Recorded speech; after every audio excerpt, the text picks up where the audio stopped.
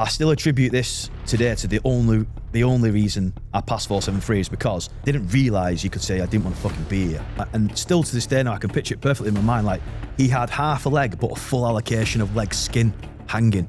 Serving with them blokes was just the fucking biggest privilege of my life ever. And anyone who was, the triangle on their arm has my respect. The big thing about Veterans Army is I'm all about veterans helping veterans. If you're a veteran landscaper and I need landscaping, I'm going to come to you and I'm going to recommend everyone else comes to you because we should look after our own.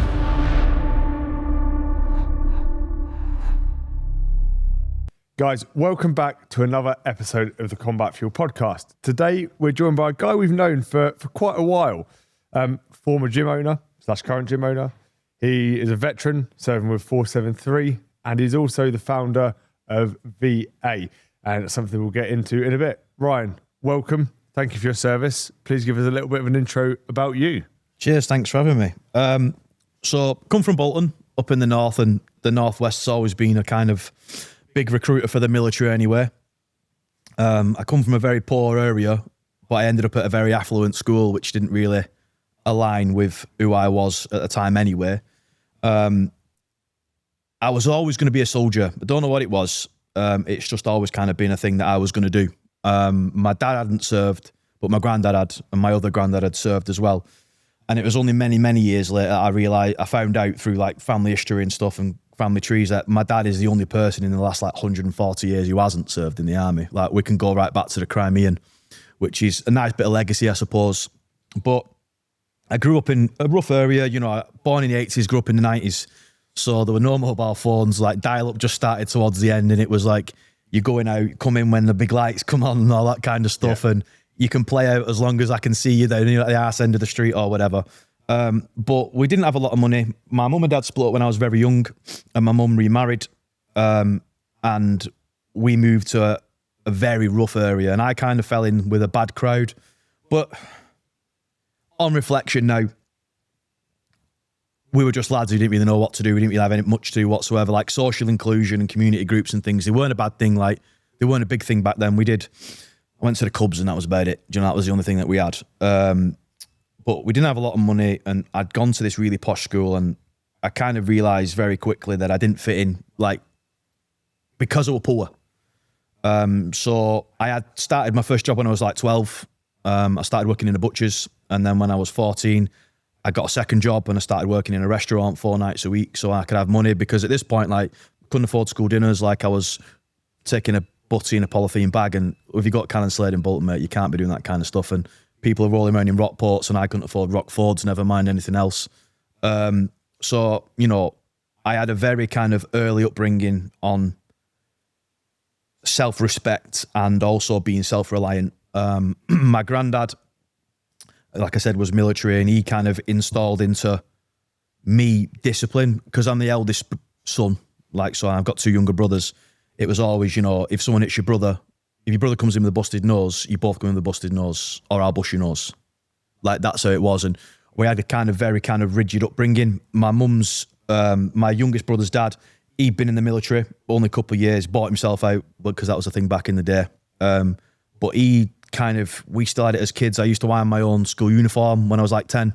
I was ironing my uniform, polishing my shoes. My brothers would bring all the shoes down on a Sunday, and I'd have to sit there, first parade, a load of shoes, so then my stepdad could come and have a look and go, yeah, they're all right, they're not. And it would be a sense of, you got school tomorrow, have you washed your uniform? Well, it's in a basket. So that's no, then, just go and wash it. And, I had young parents anyway, and I think now it's all done very differently, isn't it? But I think at the time I had a very, very strict, very harsh upbringing. I'm very much self-reliant, looked after myself, and I got into a lot of trouble. And a lot of that trouble, I kind of managed to keep away from the front door. My granddad knew a lot of what went on, but I managed to keep a lot away from the front door. And I just didn't settle in my school. I was academically, I'm quite intellectual when I want to be, but I just wasn't engaged. And it was like, what are you going to do? I'm going to join the army. What are you going to do? I'm going to join the army. And then I joined the army in 2004, and we all know what happened in 2001. So it was well, I'm just going to join the army and go to Afghanistan. That's all I'm going to do. How did you become, though? So you had a pretty rough and raw upbringing, but being in an affluent school. How did that school bit come about? So, randomly, I was born on an estate, this council estate in Bolton, and behind our council estate was this really nice rural outlet. setting. And this school that I ended up going to, they used to run, believe it or not, cross country. They used to let the kids run out a 5-mile route around the local area, and they used to run down the back of our Ginnell all the time. And I grew up on the football field for that school for the first 4 or 5 years of my life. And I was always just going to go, it's one of them things, I was just always going to go to Cannon Slade. I was always going to go to Cannon Slade. And then when we moved to Great Lever, it were really rough. And all the secondary schools around there were rough. I'm not getting into the demographics of race and all that kind of stuff, but it was early 90s. So things weren't great. And one thing my mum did do for me was like, right, you will go to fucking school, you'll go to church. Like, we will go to church every Sunday because you are not going to a school around here. Because it was very obvious that if I'd gone to one of the local secondary schools, I would have quickly, I'd have been in a lot of trouble, and I probably would be in prison. With like a lot of my younger mates when I was kids are in prison now, or I've done time. They weren't the best schools. The Northwest funding's not there anywhere. The schools aren't great, but they have got a top echelon of really good schools.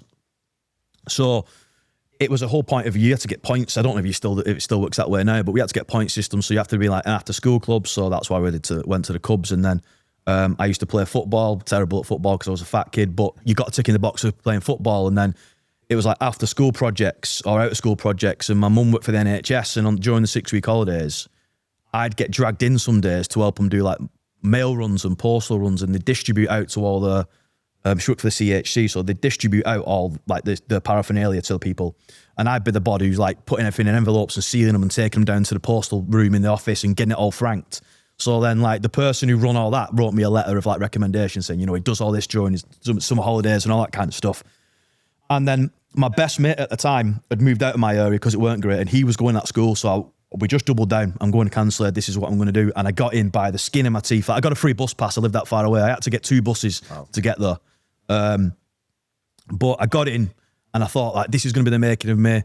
And my peers were like, one of my mates, he lived in the guy who invented the tea bags house. Wow. And like another one, a dad was like one of the founding members of AO. And I'm like, nobody from Great Lever, and my mum's a receptionist going through Open University. Yeah. I've got a stepdad, he's alky. Like, I just didn't belong, do you know what I mean? It just weren't right. And my kind of, whenever anything went wrong at secondary school, I just leathered people. Because I was fat, I was always handy, because you carry more weight than everybody else anyway. Yeah. And aggression from my primary school and my upbringing was just like, if you don't take any slight, you don't take any kind of disrespect from anybody, especially not these posh toffs that have got a load of money. Like, they can't laugh at me because I've got a shit coat or shit shoes or I'm eating a sandwich out of a bag, you know what I mean? And it was just one of those things I really worked hard to get there, but when I got there, it was a shit time. It were really bad. And the education was great, I just didn't fit in. I did not fit in whatsoever. But I was always going to go to the army. So I went to the recruit selection centre. And I hadn't told many people this, actually. Most people don't know this, but the first time I went to the RSC, I failed. I was too fat. Couldn't do a mile and a half in the time. And that was the first time I ever experienced proper failure. Now, I've said this a few times, and I say it a lot. Failure is fucking shit. You don't want to eat. You don't want to sleep. Like, no one's your friend. Like, sitting with your own failure is a hard thing to do. But if you've never done it, you don't get the growth from it. But at a very early age, I was like, God. And my mates, like, I joined the army with 2 lads from my school. One of them was my best mate, still is my best mate. And they'd already got in. And I thought, on top of all this, I've failed. I've told everyone I'm going to join the army, and my mates are in and I'm not. Like, what am I going to do? I was like, I'm going to get fit then. So I started getting fit and all this kind of stuff, and I got a resit for RSC, and I got into the military, and that was the start of my military career. But I always view my life in life lessons, and my first lesson there was like dealing with failure and how fucking horrible failure feels. And I just didn't want to experience that again. And looking back now, I've gone through my life, there's been pinnacle points where I've been like, I never want to experience that feeling again. So I just doubled down in, and I grew up on, similar to you, like I grew up on the really cool recruiting videos where, coming up to illegal VCPs, it's like, kill the lights, in the woods, left, right. And you're like, oh, this is fucking cool. And like Sharp and stuff like that. I'm like, Sharp gets all the chicks, and he's from a rough area. Yeah. I want to be the next Sharp. That was my plan. Love it. And how old were you when you first applied for the army and you had this initial failure and this rejection? 16. So I was one of the youngest in my intake. So you I was needed your mum's permission to go and join then. Yeah, which I didn't get. So I actually forged my dad's signature. Love it. Love that. But did you have any role models growing up? It sounds like mum and dad, arguably both were sort of there instilling that in you. You've gone away, you've done your own washing, you got a school uniform. No, go wash it then. Yeah. Go and earn some money, go and do some extra stuff. Yeah. Or was there anyone else in there that was quite influential towards yourself? So my mum's dad, my granddad Jim, he joined the Merchant Navy at like 12. And he travelled around the world like 3 or 4 times. And mate, we grew up on his stories. I grew up on his stories. Like my sense of adventure comes from him. Like he'd done time in a Mexican prison, chained to someone else breaking rocks because him and 2 of his mates knocked out a mounted police officer on the piss when they were inshore. And then like he only got out of that because he got tuberculosis and they put him on like a plague ship and sent him with a load of nuns back to the UK and stuff like loads of little mad stories that he's got, and all verifiable. None of, you hear some stories, you think, yeah, whatever, Grant, that's crap. No, because this guy's got people who can back him up. Like he, pulled up in Liverpool docks one time and he'd been in Nick, hadn't been sending money home, and his mum was stood on dock and he must have been about 16 at this point, and all lads like, Jimmy.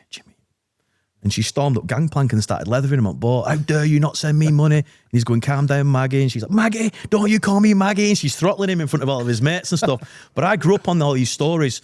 And my granddad was always like, the worst mistake I ever made was leaving the Merchant Navy. Like, if you go in the army, never volunteer for anything. And he was really behind, the military as being a good avenue for me. And like I said, my mum's second husband, he was ex-military, so the rigidity of stuff that it came from him helped me in a way, but it weren't great for being around because, like I said, you were a drinker, and when you weren't happy, you weren't happy. It weren't the best environment to grow up in, but fuck me, did it help me in basic training, because when lads are like, oh, I've got to iron my uniform, it's just another Sunday for me. Like, this is what I do. Like, this is what my life's been like. So I think still to this day now, like, I always do stuff on the basis that I hope my granddad would be proud of me for who I am and what I've done. And he would definitely be the most impactful role model in my life, just because of my sense of adventure and foreboding come from him. And without those, I wouldn't have done half the stuff that I've done since. Yeah. Nice, man. That's wicked. Yeah. So we were 16. Granddad's a big role model. Forged our dad's signature to, I say outright, we got the same dad. We don't. He's not my brother. Forged your dad's signature. Got in. So what year was this then? So this was 2004. So it was 9/11 that had obviously not recently happened, 3 years previous. Was that a big driving factor? You said you always wanted to join the army. Was there a sense of like patriotism in you? Like, I want to go and fight for what's right? Yeah, I think I remember vividly, mate, because we used to get on the bus and used to get them stupid Metro free newspapers, and there'd always be stuff like about Iraq as well.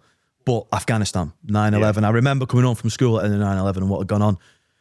And there was just a sense that this was wrong, but I thought, I'm going to be a soldier and this is my time, and this is very much going to be my war. Afghanistan's going to be my war. And I think, unfortunately, every soldier joins the military with a view to this will be my war. Yeah. And I always find it's the ones that didn't get the war that struggle the most coming out. Yeah. Especially with things like aggression, because I think if you've been kinetic enough, you don't really want that aggression when you come out anyway. No. It's gone in it. You don't need it. You fucking expelled that demon. Yeah. So, it were Afghanistan. Like, I was going to join. I was going to go to Afghanistan. That's what I wanted to do. I went to the careers office and I forged my dad's signature. My mum weren't happy.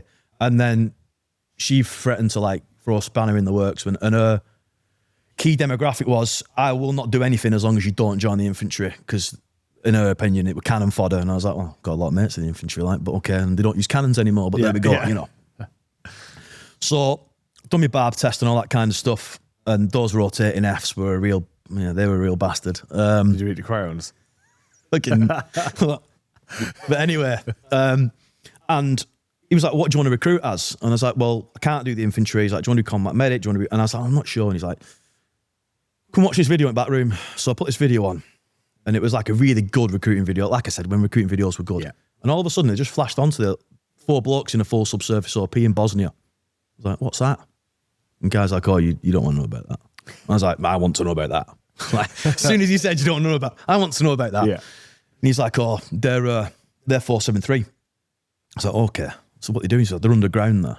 So doing what? He's like watching targets and stuff, and then they'll wait and either snipers will engage or they'll drop artillery on it, or they'll develop a pattern of life and then feed that information back, and then someone will prosecute that target. And I'm thinking, prosecuting targets? All these buzzwords that you say, prosecuting targets. Yeah, Ryan Yates, prosecuting targets. Yeah, I want to join 473. And he's like, you can't. I was like, why? It's on the video. And he was like, you've got to have done 2 years adult service at this point. I was like, shit. Well, what am I supposed to do then? And he said, well, they're artillery. So join another artillery unit because it's easier to change. Now, 473 is tri-service, so you get Army, Navy, Air Force. The sticking point is a lot of people don't want to recap badge, even though we've got our own berry and a black tote cap badge and a cool stable belt and that. People still is like, artillery cap badge, they don't like it. So I was like, right, okay. So I listened to him because he was Sergeant Major at the time and he was like, join the artillery. So I enlisted as 2-9 Commando. He's like, if you can do Commando course, do a couple of years and then cross deck over to 473. Now, I always say I'm not lucky, but like I really fell on my feet in this scenario. So I went off to Harrogate, cap badge 2-9 Commando. My platoon sergeant was 2-9. There was another, one of the screws was 7. But there was a platoon sergeant in another company who was 473. And I told my platoon sergeant that, like, what I was going to do. And he was like, I'm not having you say that my unit is a secondary option to you. Go and speak to him over there and find out that you are not made for that unit. And then you can fully commit to coming to 2-9. So I was like, okay. So I've got a frog march into another company lines, you know what I mean? 16. Different colour tracksuit, sore thumb. Knocking on the door, slam my tabs in. Don't you speak to Sergeant Thompson about 473? And he was chatting to me and he was like, I was like, I know I can't go for 2 years. And it just randomly in conversation went, it's changed. I was like, what? Manning issues. So no one were passing the course. So they opened it up and they'd said, like, anyone can try, because what the unit kind of envisaged, and it worked for a while, is that lads would come, fail, stay the unit a little bit, continuation training, go back on the course, then they would pass. So they were accepting anybody. So I was like, oh, great. So instead of me going back to my platoon lines going, oh, I'm all in 2-9, yeah, I need change, 5RA. I'm going to go straight to 473, which created a whole fucking world of hurt for me in training. But I'd recruited and that was that, like, you're on for 473. And then it started then, like, and I've had it all my career, and you're never going to pass too young. Okay, I agree, I'm not a kid. Like, if you're telling me that's how it is. So went through phase 1, phase 2, down here in Salisbury. Yeah. Really quick time down here, actually, to be fair. I think I only in 9 weeks. Did my driving, did my signals level 1. Then I was up to the regiment, got to the regiment just before Christmas. Sergeant Major put me straight on my signals level 2 course. And he was like, well, you've got to come top student because you did your signals level 1 last week. And everyone from this unit becomes top student on everything. And I was like, oh, shit, I'm in this unit. Like, okay, yes, sir. Yeah. Went and did the signals level 2 course. And everyone's like, oh, what are you here for? Because the course had already started a week. But they were like, oh, well, it's just overview of signals level 1. And you've just spent 4 weeks doing that. So you'll be all right. So joined the course. And then everyone's like, oh, what are you here for? Have you just joined? Because our unit had like support, a SIGs det, and then like a bit of a BQMS det. So they're like, oh, you're joining the SIGs troop. And I was like, no, I'm going to selection. I was like, how old are you? And like, but I know I look young now, but I look like an absolute child without a beard. Like, I look like an absolute child without a beard. Like, how old are you? Like, the whole, does your mum know you're here kind of thing? And I was like, I'm 17. And they're like, you got no chance. And then people going, well, I'm 26, I tried it and I failed.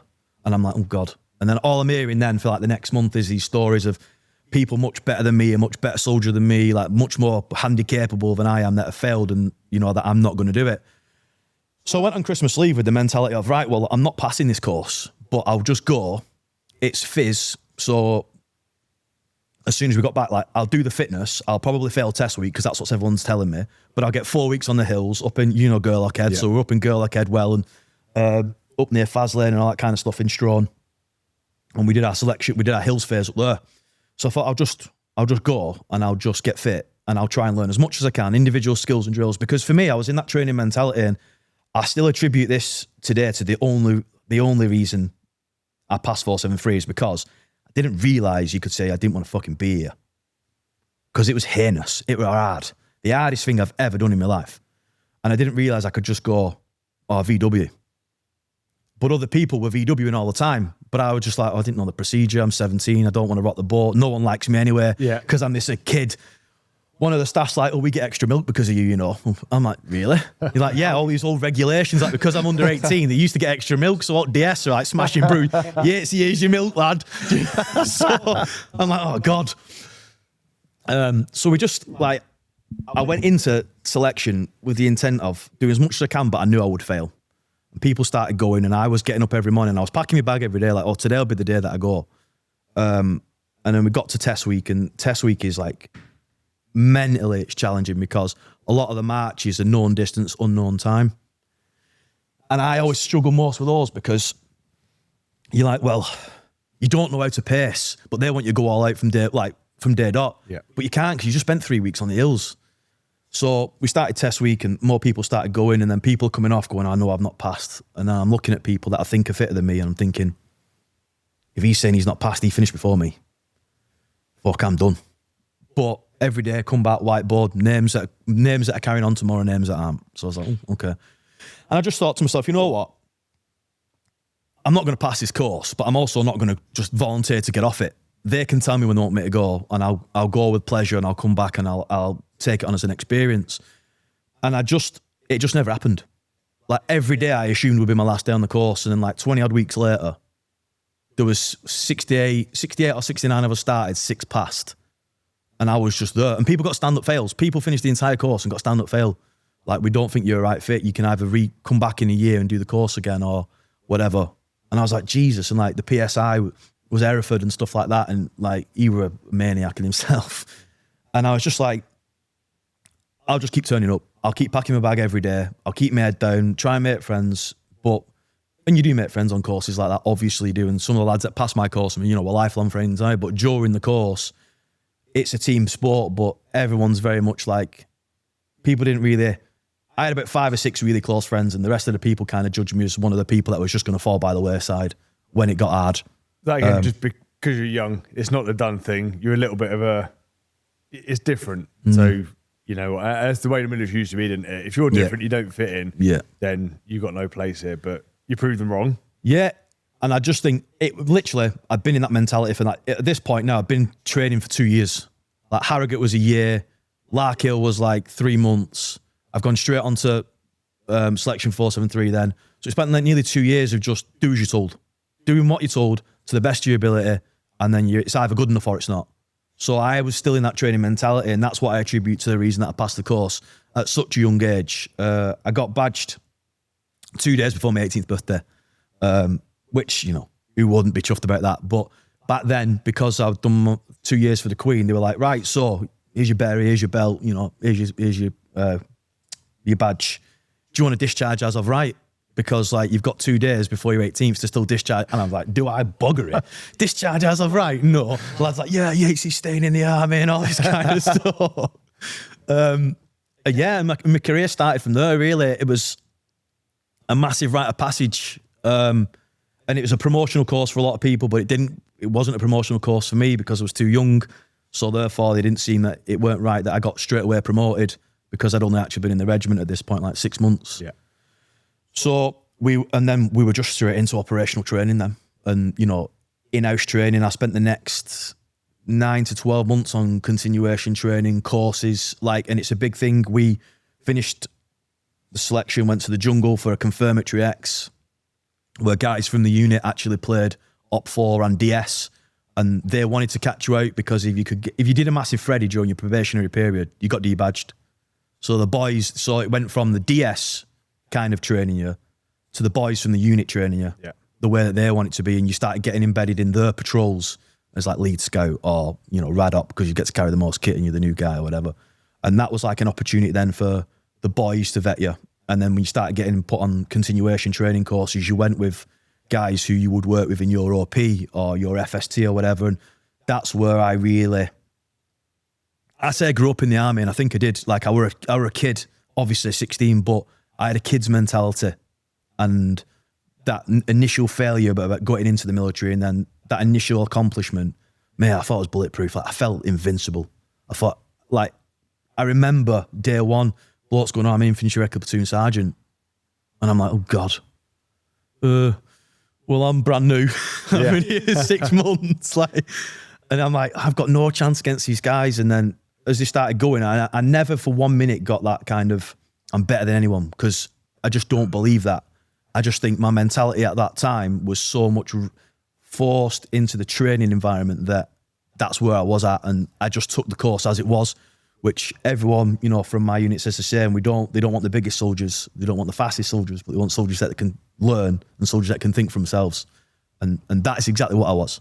And it was awesome. Do you think being young helped you out then? You didn't have this, you you had a lot of life experience, but you didn't have a lot of military experience, you know. So there's lads that are there that are like, oh, I've seen this, I've seen them failing.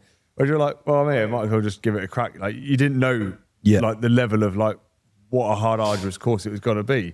Did that benefit you? Massively, being young? Massively. And I am a massive fan of Harrogate. I know what's going on at the minute in the press and stuff, whatever. I'm a massive fan of it. And I genuinely believe that 11 months spent on low-level individual skills and drills, you know, going over tactics, going over how to pack your webbing, where your webbing, make sure your webbing fits nice, and, you know, more time on section attacks, per-fire manoeuvre, platoon attacks, understanding the logistical side of things and the supply side of things. And you go into a lot of in-depth stuff in Harrogate, and I know people don't rate it, but you really do. So I felt like I was just continuing a knowledge base that I was only just developing. But because I spent so long going into that, when we were doing like basic patrols, some of the guys were a bit like, you know, I hadn't had the opportunity to develop my own bad habits. I'd only developed military like doctrine. So yeah, I knew paces due and porpoise and all that kind of stuff verbatim, because then I had time to go and, oh, well, you can knock off early on a Wednesday if you say you're doing this and you're not. And, you know, no one tips into the office till 10 on a Monday. So if you're necky, you can get a late start. Like, I hadn't had that kind of an opportunity or time to develop any of those. So when I did go, yeah, it was shit and it was hard, but I hadn't had the easy living of being in a regiment. I hadn't had the regimental drinking days on a Thursday. You know, I hadn't had the long weekends in camp where you just go and get rat-arsed and do whatever you want, and the shenanigans. And I hadn't fallen into any of camp life. You know, I hadn't fallen into any of that, so I didn't miss it. And I think a lot of people struggle with like missing it, and then obviously families. But I was younger, didn't have a family. Yeah. So during this time, you know, when we were growing up, mobile phones still aren't really a thing, though. Managed to keep contact with mum, dad, brothers at all? So I spoke to my granddad quite a bit. Me and my parents, our relationship, I'm 38 soon, and we're just trying to rebuild a relationship now. So I didn't really keep in touch with them, but I spoke to my mum semi-regularly, because at Harrogate, if you wanted to get let out at the weekend, you had to have a letter. So no text messages or emails. You had to have a letter that your parents could post, or they could fax. And my mum had a fax machine in her office. So I'd give her a phone call once a week and like, can you fax a letter to say that I can go out on Saturday afternoon? So we used to work till Saturday lunchtime, and then you could go home if you wanted to, or you could go into like Leeds or Harrogate or whatever. But you had to have a letter. If you didn't have a letter from your parent, you weren't allowed out of camp. Not even to go to like the laundry or the shop. You were gated. So I spoke to her a lot for that, but I didn't speak to my dad at all during this period of time. But I did speak to my granddad a lot, because he'd been in the merchant navy and stuff, and like he'd give me this steam iron, and it were like a monster. It put the most sharp creases in your trousers and your shirts you've ever seen. Everyone wanted to borrow it, but every time we plugged it in, it used to cut the power in the block.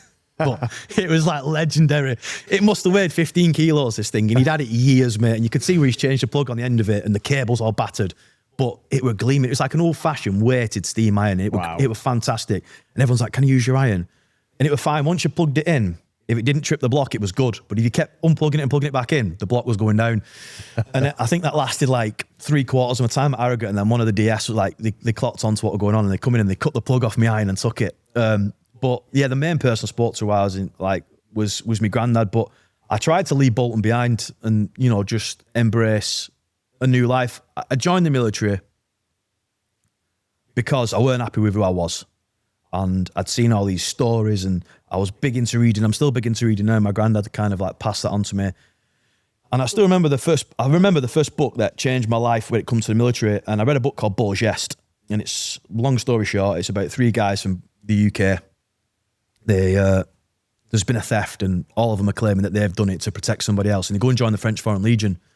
And you're reading in this book about these guys, these Brits, and like they're apparently the thieves and stuff like that. And no one respects them and stuff. And then they're walking through like Algiers with the medals on and Kepi Blanc and stuff. And like women are throwing themselves at them, and blokes are buying them drinks. And I thought, oh, this is what I want. I viewed the military as an opportunity to reinvent who I was, because I wasn't happy with who I were at all as a kid. I just didn't fit anywhere. And I decided that I'd seen enough Hollywoodism that the army would be the mate. Like Sharp's done all right. Look at him. He was a private soldier, and he lieutenant colonel by the time he got out. He got all the chicks. So yeah, I just decided that the army was going to be the making of me, and I embraced it to its fullest. I think I wanted to get as much out of it as I could. I travelled, like, you know, I'd stay in the block a lot. I must have gone to 3 or 4 different guys' houses for Christmas. Come to mine for Christmas, you want, yeah, all right. Like, you know, we just, And because my unit is the way that it is, we're all very same. A lot of lads stayed in the block, so we went and did our own stuff like snowboarding and lads' holidays and stuff. So I really just embraced that whole create the person you want to be. Yeah. And we were just training for tour, and I hadn't been to tour yet. So the first like year and a half of being in the unit, I didn't feel like a proper soldier anyway because I hadn't cut my teeth. And I'm with a lot of guys. Like my unit had been committed since, well, we'd done a couple of Fingals. The unit at low level, but then from Herrick 4, we were committed all the way through to I think 16 or 17, and then we never deployed as a unit. We deployed as patrols, apart from Herrick 7 as BRF and Herrick 6, a full troop of the blokes deployed. But other than that, we only ever deployed as patrols. So I didn't feel like my unit. It's weird because I was the youngest guy, and like I grew up with them all. I didn't want to let anybody down. So although I did a lot of, everyone does shenanigans in the block, and I'm not confessing to anything, but I didn't feel like I was worthy to be around my peers properly until I cut my teeth and I'd stood shoulder to shoulder with them. And then I was like, yeah, I might be Yates, I might be the young lad, but when the shit hits the fan, you can count on me. And that was a big driving force for me to get on tour. And I just we were elusive for like a year.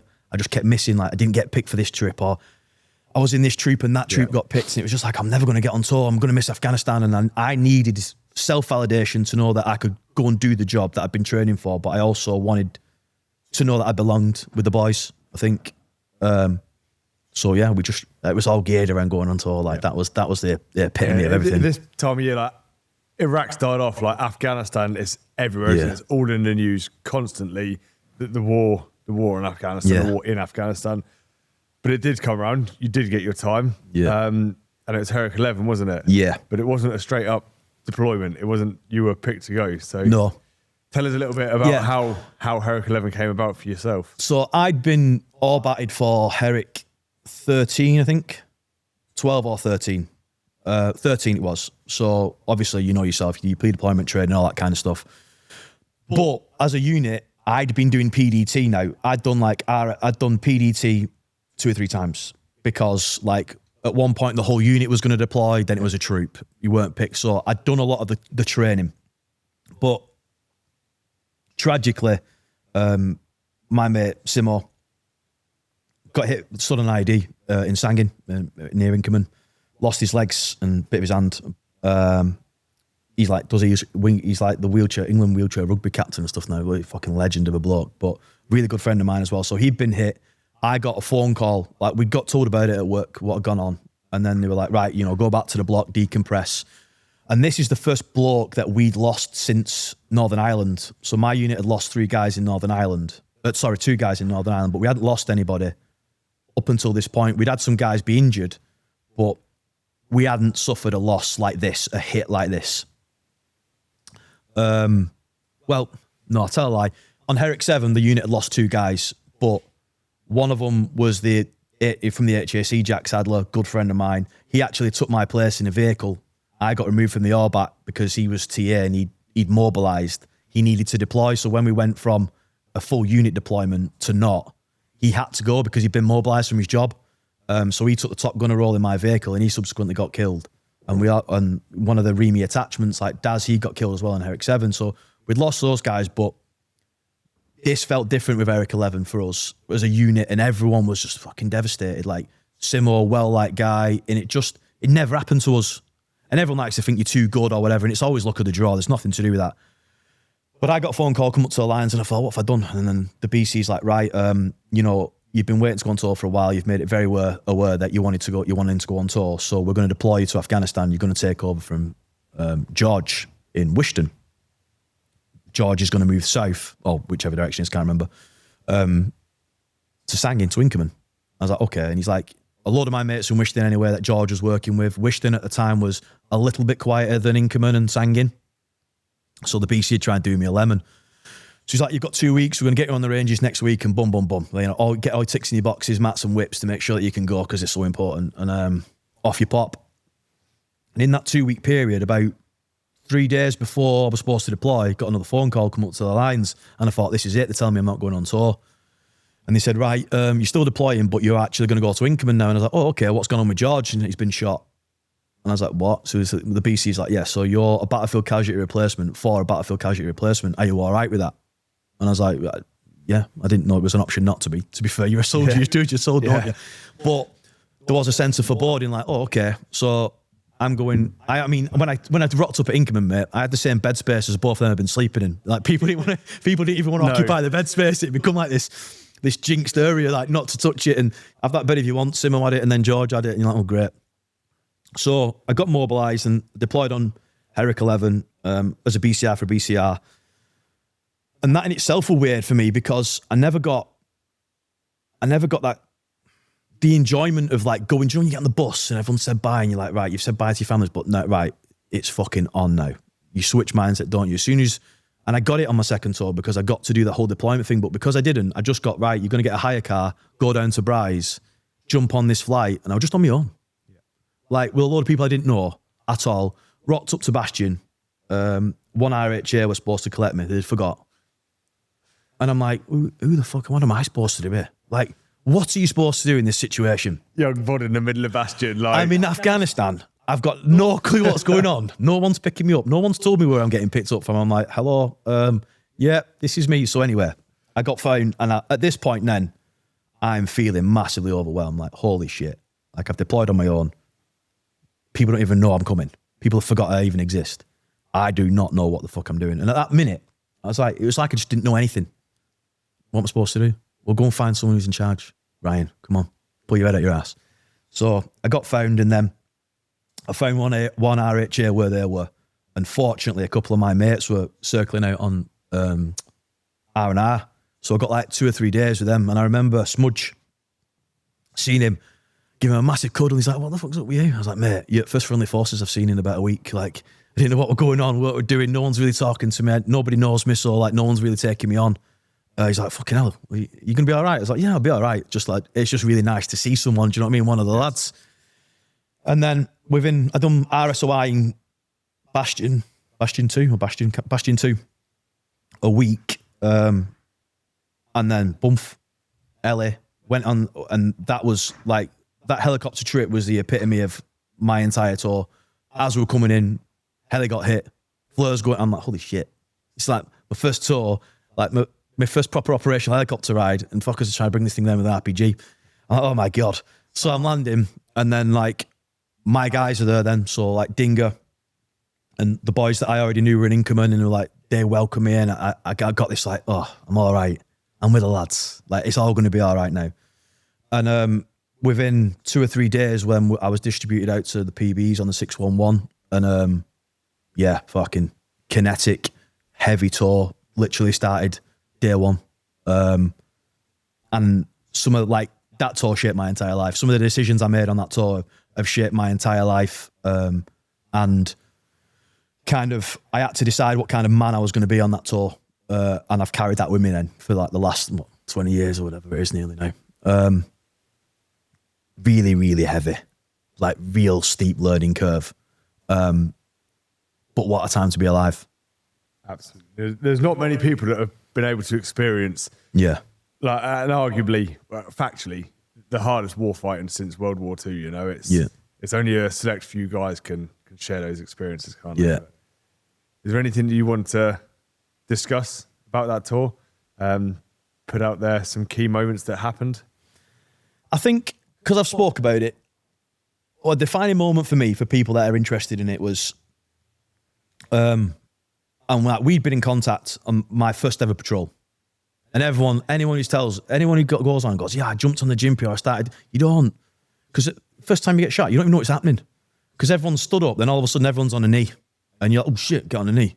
And at this point, rounds are cracking all over anywhere. Yeah. And there's only point man or first 2 guys are taking, like, returning fire, because half of you are down the street anyway, not even in the line of fire. And I hear these stories of people going, yeah, I did that. And I'm like, no, mate, stop. I was digging in my eyelids. Yeah, I was shitting my absolute pantaloons, mate. Like, what do you mean? I'm getting shot from where? What's going on? Where are we? Do you know, so, and like at the time, so I deployed to a PB, and there was a sergeant major from one RHA who was in charge of me, but he was on R&R. So I attached to an MFC from Daz from Air Company 4 Rivals, and Daz was like my tour dad. And he was like, be honest with me, How are you feeling? Am I being honest with you? Out of my fucking depth. No worry, we'll change that. And we went on every single patrol, and within about a week, I'd gone from like being unsure of like what my entire purpose was in Afghanistan to I've been in contact nearly every day. Like I was controlling green eyes while we were doing patrols, while I was lining up mortar barrels and smoke points, and all because Daz just reminded me, this is your job, this is how we do it, this is how we do it on tour, this is what you should constantly be doing. If you ever find yourself not doing anything, there's a problem. And he honestly, like, he formulated me to who I was as a soldier, I think. And then our sergeant major, he'd come back off R&I and he was like, come and sat me down. And at this point, I'd been in the PBs like 3 weeks. And I think I'd been in like 15 incidences. I'd treated a load of casualties. Our medic had been killed. So I kind of took over doing the med stuff as well. And then when we were getting a lot of local nationals and stuff come in. So when we get like ANA or local nationals come in, I would get the team medics who hadn't had hands-on casualties to come down to the med centre where I was, and I would take them through what I'd been took through on like the advanced force team medics and what I'd learned in Middlesbrough A&E and stuff like that. But at this point, I'm like a nobody. But people go always from 473 and they just assume you're a lot older than you are, or you've been on a load more tours, and people are coming to me asking me advice and I'm thinking, shit. But then I didn't really want to, like, you know, the privates and the young lads or the lads from the companies, because they didn't know me, I didn't want to breed in any kind of insecurities of being like, oh, this guy doesn't know what he's doing. So you just roll with it. Oh yeah, do this, do that, and the other. And all of a sudden, like, you become this integral part of the team. But all the time, I'm just feeling massively at my depth. And we'd come back and we'd been on two off. We'd lost a load of guys and there was just no rotation. I was bollocks, mate. Like, I was bollocks. And I have an issue now with feeling tired. It like triggers me because I know when tiredness comes, like that latent mentality can slip in. And that's when bad stuff happens. And we had a couple of instances that happened when I was tired, but everyone was tired. But because I am the person I am, I like to kind of be able to be the point of fault for everything, so then I can just take it on the chin. Like today. Yeah, my fault, mate. I'll go on. So we'd gone out on this patrol, and one of the lads, fucking tragic, like, he'd been shot through both his cars, but he'd stayed on tour because he didn't want to leave the lads. Gone on this patrol, Grand National in, and we were bollocksed. And we'd got into this PB, and I'd been on two off. I'd come straight off being onto the patrol, just lay down, literally just got my roll mat out, and I thought, all right, I'm going to get a couple of hours sleep, and the whole world erupted. But we were in a compound, and Paul had stepped on this IED in the compound, so everyone's screaming for medic. So I'm like half comatose, and I'm up in my eyes, medic! Oh shit, that's me. Like, I'm the medic now. So I'm grabbing my kit and I'm running. I'm like, where's the barmer lane? Barmer lane's gone. Like, this, we was in a compound, and within the compound, he was clearing it. And at the very bottom corner, there was an obvious murder hole onto a choke point that we were always getting contacted from anywhere. So, stop helping. So, we wanted to get eyes on that. And I think the plan was that we were going to control this choke point while they were resupplying through, because what had happened is, couldn't get heli resupplies, and they were just fragging all the Mastiffs all the time, and we couldn't get water. We'd gone down to like 2 litres of drinking water per man per day on a summer tour. Like, it were horrendous. And like, Sergeant Major was rationing you there's your 2 litres of water. If you want to brush your teeth, you use that. If you want to shower, you use that. Like, there is no extra water. We cannot get extra water. So it becoming a real problem. So it was like supposed to be a 3-day job. We'd go out, secure the choke point, so the different call signs on this crossroads, which we always got smashed on, and then we were going to fortify it, solidify it. They were going to go push through, resupply us, and then go on up to Blenheim and everywhere else. So I was in the mentality of, we're getting our head down here. And then boom, goes off. Everyone's shouting for a medic. I'm like, holy shit. Where's the barmer lane? Barmer lane's gone. Like, the back end of the compound, the 2 sides facing the road are gone. And there's just a mountain of rubble and smoke and dust. And I'm like, holy shit, what have we been hit with? Like, it felt like we'd been hit by a J-dam. And everyone's going, where's Pollitt? Where's Sarge? Like, the little young lad called Sarge. And I was like, fuck. So I'm running down this lane. And I'm a butcher. So, like I said before. And I remember I heard this fucking screaming. And Pollitt was like lying out of this rubble. His top half was in the rubble, but his legs were out, but just up onto his knees. But it's weird. When you skin pigs in butchers, as you start, the skin collects and it has its own weird smell. And I'm trying to dig him out the mud. It's like the clay's turned to mud now because there's claret fucking everywhere. But I've got to claw him out so I can get tourniquets on him. And I remember looking at his quad. And I was like, looks like a side of pig, that. Like, do you know, from when I was a kid, and I was like, and still to this day now, I can picture it perfectly in my mind. Like, he had half a leg, but a full allocation of leg skin hanging. I was like, fuck, so I'm applying tourniquets and stuff, and he's screaming. And we're like, where's Sarge? Because there were two of them. Violent man, point man, gone. Couldn't find him. What the fuck's going on? So guys have started following me down now. Lads that normally help me with the med training and stuff. Because don't forget, like, I've only been on tour at this point, like maybe 4 weeks. So I'm like, holy shit, my heart. Oh. I remember running down the Barman Lane, and I'm not a religious guy, and I was like, God help me. I just knew at that point this was fucking serious, and all eyes were on me. So applying tourniquets, trying to get fluids into him and stuff. Dressing, scooping all of his skin in, insert dressings and stuff. Lads start helping me, like, yeah, so what do you want me to do? And I'm like, right, do that. And I start directing, and then so I can start doing the mist. And then someone just says, Sargie's out there. And I'm like, what? And he would just lay on this high feature, motionless, but pristine. And I'm like, fuck. And then, obviously, we triggered all the shit bags then, because we did. So then they thought, oh, we can hunt in time. So splash started landing in and around him. And I was like, fuck. And there was like me, two other lads on Pollet. People are screaming off this other side of the roof. Someone get Sarge. I was like, fuck. Right, you two do that. I'm going to go and get him. Slung me rifle and I'm running. And I remember running to him and going, I'm going to fucking die now. Because I was adamant that I was going to get killed. I'm going to fucking die now. And I got him and I turned him over and he just went, I was like, thank fuck. And he was fine. Literally, mate, bit of pebble dash. Like, he were a brummie. I don't know what's in the water down there, but he was completely fine. I rolled him over expecting to just see like nothingness, like this void in uniform. And he just went, what are you doing? I was like, get here, you bastard. Threw him over my shoulder. I'm running back in. And then everyone's flapping then. And they're a real breakdown. Like, we were only a 12-man multiple anyway. We'd lost 2 guys at this point. Guys are doing stuff. We've lost our egress route. So Butcher St. Major was like, yeah, it's a las him through that wall and we'll going to have to make our own exit point. So I las him this wall, which did next to fuck all. And I remember I made safe this mini-me that was down and I was butt stroking a wall to create an exit hole for us to be able to get the stretchers out. Kazivat was coming. At this point, this is the most fucking war I've ever seen. You know, we're guys down, we've got serious incoming, and they were following us up. We ended up doing like a fighting withdrawal.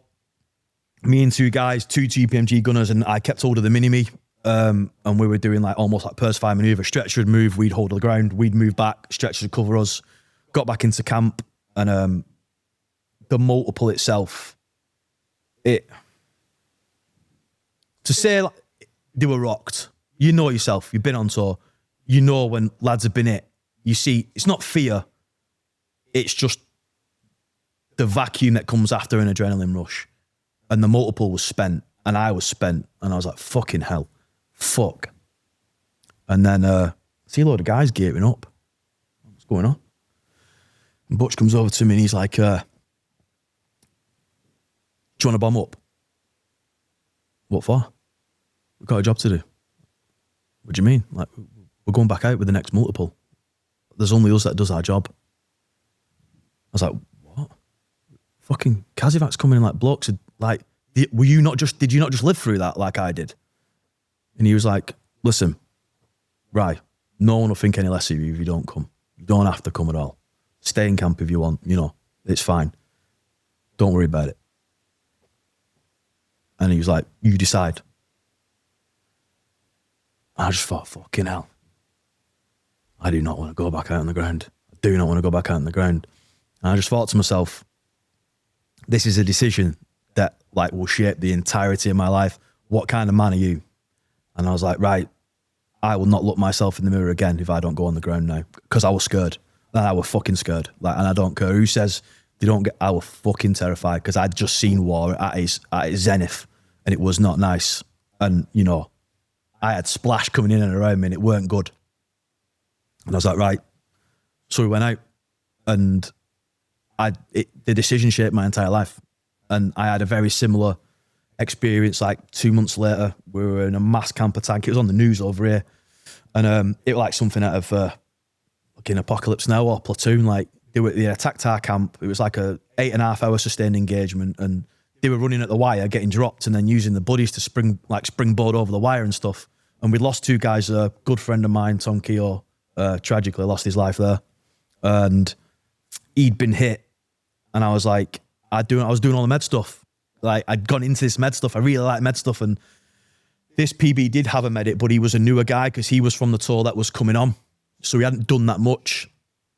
And we were getting hit. We had like the PJs were down with us, Pedro call signs, and they were flying low over compounds, like hand punching grenades out the doors and stuff, and using that minigun to like the utmost effect. And what a bunch of guys they are! Like, holy shit, the coolest blokes I've ever met in my life. If I could be reincarnated, I want to be a Pedro. Like, and Tom got hit and it come across the net, and I was like, right, and I whacked the safety on. And I was like, right, if I run across the court cam roof now, I can get to him. And he was in the GMG. And there was only him there, sandbags. He was always the first to the GMG, greedy bastard he was. No one else could have any fun. Tom had to have the fun with the GMG. So it was raining, it were raining into the valley with this GMG, and then it suddenly went down. It stopped. He'd been hit. And I was like, right, fuck it. Radio down. And at this point, I'd had like smoke points billowing, mortar barrels moving. I was talking to the Pedro guys anywhere. And we were all putting rounds down because we were getting massively, massively hit. And I put everything down, and I went to run across the roofs, and I was working with another MFC at this point, Gonzo and Daz are like best mates. Gonzo's like, what are you doing? I'm going up in Tom. He said, you can do that if you want, but there's other people that it's their job to do that. No one else can do your job. You do what you want to do. I was like, fuck. Like, and I struggle with it now, like, leave your mate to die or do your job. But fucking greater good and all that. So I did my job and my mate died, and it fucking shaped the rest of my life. Like, long time. But the strength in them making those kind of decisions and deciding at that young age what kind of person you're going to be, somebody who goes in towards the chaos and doesn't come back from it, and somebody that makes the hard choices even when it's detrimental to your own well-being. I think if you can decide you're going to be that kind of a person, it does nothing but shape you for well in the future. After therapy, obviously.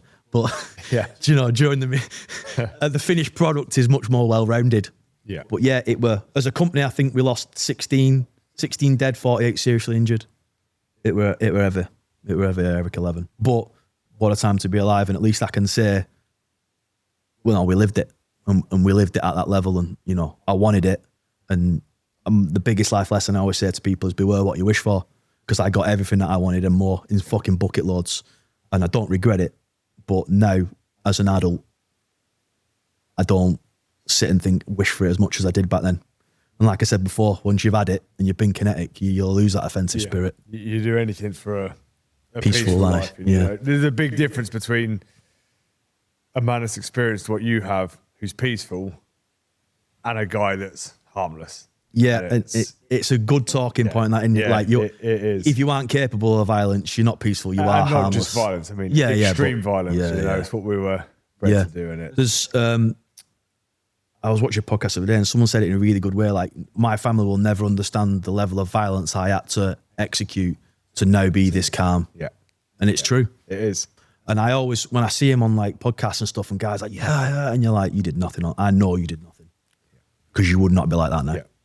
Look at all the good operators that are from humble, quiet people. Yeah, just take it in their stride. They don't chat about it a lot. They keep things quiet. Yeah. It's the guys that shout the loudest that normally done the least. And you know, and someone's always done more than you as well. You know? Always. I look at, I think I've done absolutely fuck all compared to anyone. Compared to someone that might have joined now, it's like, yeah. And then, like, now, look, I mean, God, you look at Remembrance Day and like platoon sergeants are cutting around with Jubilee medals, and you're like, fuck, like, everywhere. Where war fighters have gone, because we just got recycled and recycled and recycled. Yeah. But yeah, I mean, that tour shaped me who I was as a person, who I was going to be. And like, I've spoke to Butch many years later and thanked him for that, because I didn't want to go back out. And if there was another option to not go, I wouldn't have done. And I don't think anyone would have wanted to go. I don't think anyone else would have gone through that and gone, right, let's go straight back out on another patrol. But I'm just that young, impressionable age. Do you know what I mean? And he views it now, and he said, I knew what you'd do. I knew who you were as a person. I knew you'd come. You just needed to make the decision yourself. But there were a point where I didn't know what decision I was going to make. And I think the growth from that it shaped who I was going to be for like the rest of my life. Yeah. And there's moments like that come from the military, which was what I tell people, that is why you join the military. You want to know who you are as a person. Like, I've been to the bottom of my soul in the military. And one thing I found is I've always got more to give. Yeah. There's always something left in the bottom of the tank, 5%, bit of sheer grit, determination, or just outright stubbornness. When you think you're done, there's still more to go. Yeah. These distance runners say it, don't they? Like, oh, when you think you're done, you've only actually gone 60%. Yeah. Yeah. You're like, God, I hope not. Yeah. Yeah, so we've done Herrick 11, and then I'd come back from that. And my life started going down a little bit. I split up with my missus I've been with for a long time. She supported me through the tour. And I just had I was going through this period, I was just happy to be alive. I was just happy to be alive, I think. And I just wanted to do whatever I wanted to do. And then I ended up down here on a gunnery course because I'd just done gunnery in theatre and I'd done it to a good level, high standard, like not blowing my own trumpet, but I did. And so they put me on the next level up, like go and do level 3s, all this kind of stuff. And whilst I was down there and I was trying to reconcile with the missus, and I were a lot angry. I choked my brother out on leave, and I choked my mum's third husband out. He fell through my door, just fell over a shoe, and I was asleep. Shit me up, and I ended up against fucking wall. Who the fuck are you? Stroking him and that. And I was like, and I had a couple of instances, and I was drinking a lot more. I mean, everyone drank in our generation of soldier. We all drank, but I was drinking. Alcoholics going. But I was drinking, and I thought, I'm not all right here. And then BT were doing all that stuff, open reach where you can. And I thought, you know what? Why don't I go? And at that point, I think there's probably a little bit more of my soul left to save than I did in the end. But good friend of mine was like, we've been warned on for a new job. And I was like, what do you mean a new job? This is a shiny thing, a new job. And he's like, yeah, we've just sent a team out now, and I'm putting the next team together. And I'd just served with him in Sangin. And he was like, I want you to come. Like we just worked really well together for a tour. It's a new concept. It's a new role for the unit. This is the first full tour that the unit's going to do this job, because the guys that deployed, it was like a theatre specific need. So they only deployed for a short tour. And at this point it was going really well. So I was like, right, okay, I'm thinking of signing off. But then again, I had this moment where I wouldn't live with myself for the rest of my life if I went, no mate, sorry, I'm signing off, and something happened to him. Do you feel like it's a little bit of like a moral obligation? Yeah. And your duty had called you to, I need to be there, I've been asked to go. I've got to go. I can't turn around and let someone else go. It weren't the BC, it weren't some brigade commander, it was my mate. Yeah. It was my mate saying, we're doing a new job, it's dangerous, and I want you to come with me. And you don't fucking say no to stuff like that. Like, you don't. No matter what it is, you just don't. And like, genuinely, I would have thought of myself as a coward for the rest of my life. And I was like, cool, let's do it. And we got embedded into the training for that. And then the guys on the ground that were doing it fucking got hit bad. We got like one dead, one completely blinded, and one blinded and one eye out of a team of 6 guys. We were like, shit, this job's real. Like, this is a proper job. And I redeployed then. So I had 10 months in the UK between Herrick 11 and deploying again on Herrick 14 we deployed as the theatre surveillance troop, and we were doing emplacements, which I won't say too much about that because it's still pretty secret. But this tour was different. It was much more sneaky beaky. It was like going out at night, 6 of you, putting stuff in the ground, prosecuting shit bags when they were going into firing points and stuff, and them not even knowing that we'd been there, and all this kind of stuff. And then that, for me, I kind of felt like when I come back off that tour, and like the job predominantly was done by Hereford originally, and they passed it down and got bored of it, which I understand why. They were doing all the cool stuff, so they're like, who wants this job? And we ended up with it. And I finished that tour, and I was like, you know what? I feel like well-rounded now as a soldier. Like, I've done one extreme and I've gone to another, because on the second tour, there's like, because we were different, we worked to AOs, so we bounced to different AOs all the time. So you come in Bastion for a few days, so you're getting a bit of fresh and using a bit of Wi-Fi and stuff, and you were getting like a couple of glimpses at what it's like to be a Bastionite, and then you were going out to a PB for like a month, 6 weeks, do the job or do that specific job, and people just put con-ops in for us to come down. And like, oh, we've got this, we've got that, got the other. What can you do to fix these problems for us? And we would tell them what we could do. And then they would either go yes or no. We would deploy, do that, watch in bed, watch the emplacement. Then we would leave a team. that monitored the emplacement, why we went and then relocated and re-established in other areas and other AOs. So I got to see loads of the country. I got to work with loads of different foreign nationals and all that kind of stuff. And that were like, it were really good for me to experience the other end of not just getting your teeth kicked in Sangin, drinking 2 litres of water a day, do you know? Yeah. It was good. But when we come back from that, I'm almost like super pumped. And then it's like, oh, well, we're not deploying anymore. Like the war's over, we're going to peacekeeping role. And like, obviously, you know yourself, like Herrick 11, that was like 429 Alpha. And then we were always under pretty much card Alpha on our second tour we had like 429 Alpha in for specific jobs, but only for periods of time. So I'd gone from a warfighting role, 429 Alpha, to inherent right to self-defense. And you've seen the de-escalation and you've seen the difference in it. And I also seen the drama that Courageous Restraint brought to Herrick 11 and how that was just implemented fucking far too soon and it cost people their lives. So we'd come back from that and then, yeah, we decided we weren't going on tour anymore. Well, we hadn't decided. Someone had decided for us. The unit probably needed that operational stand down because our tempo was really high. Like I said before, we've been on every Herrick from 4 to 16 or 17. And all my peer group then were getting out of the military. So I kind of thought, right, that's probably about time that I go. And we'd got a new boss in, didn't particularly like me. I didn't particularly like him. And I knew he was going to make my life hard for the next couple of years. All my peer group, the guys I aspired to be, were all going on the circuit. And they were all like, come on the circuit with us. And then, like, you know, a lot of my mates that stayed in, they're all like sergeant majors and captains now, but arguably they've done some Gucci stuff. But they've done no more operational tours since then when I left. So I was like, you know what? I weren't finished with doing operational tour stuff because I enjoyed it. I like the simplicity of being on tour. Yeah. I used to get up every morning in Afghanistan and my sole objective of that day was to get to the end of that day. There was nothing else. There was no mortgage. There was no mobile phone bills. There's no nothing.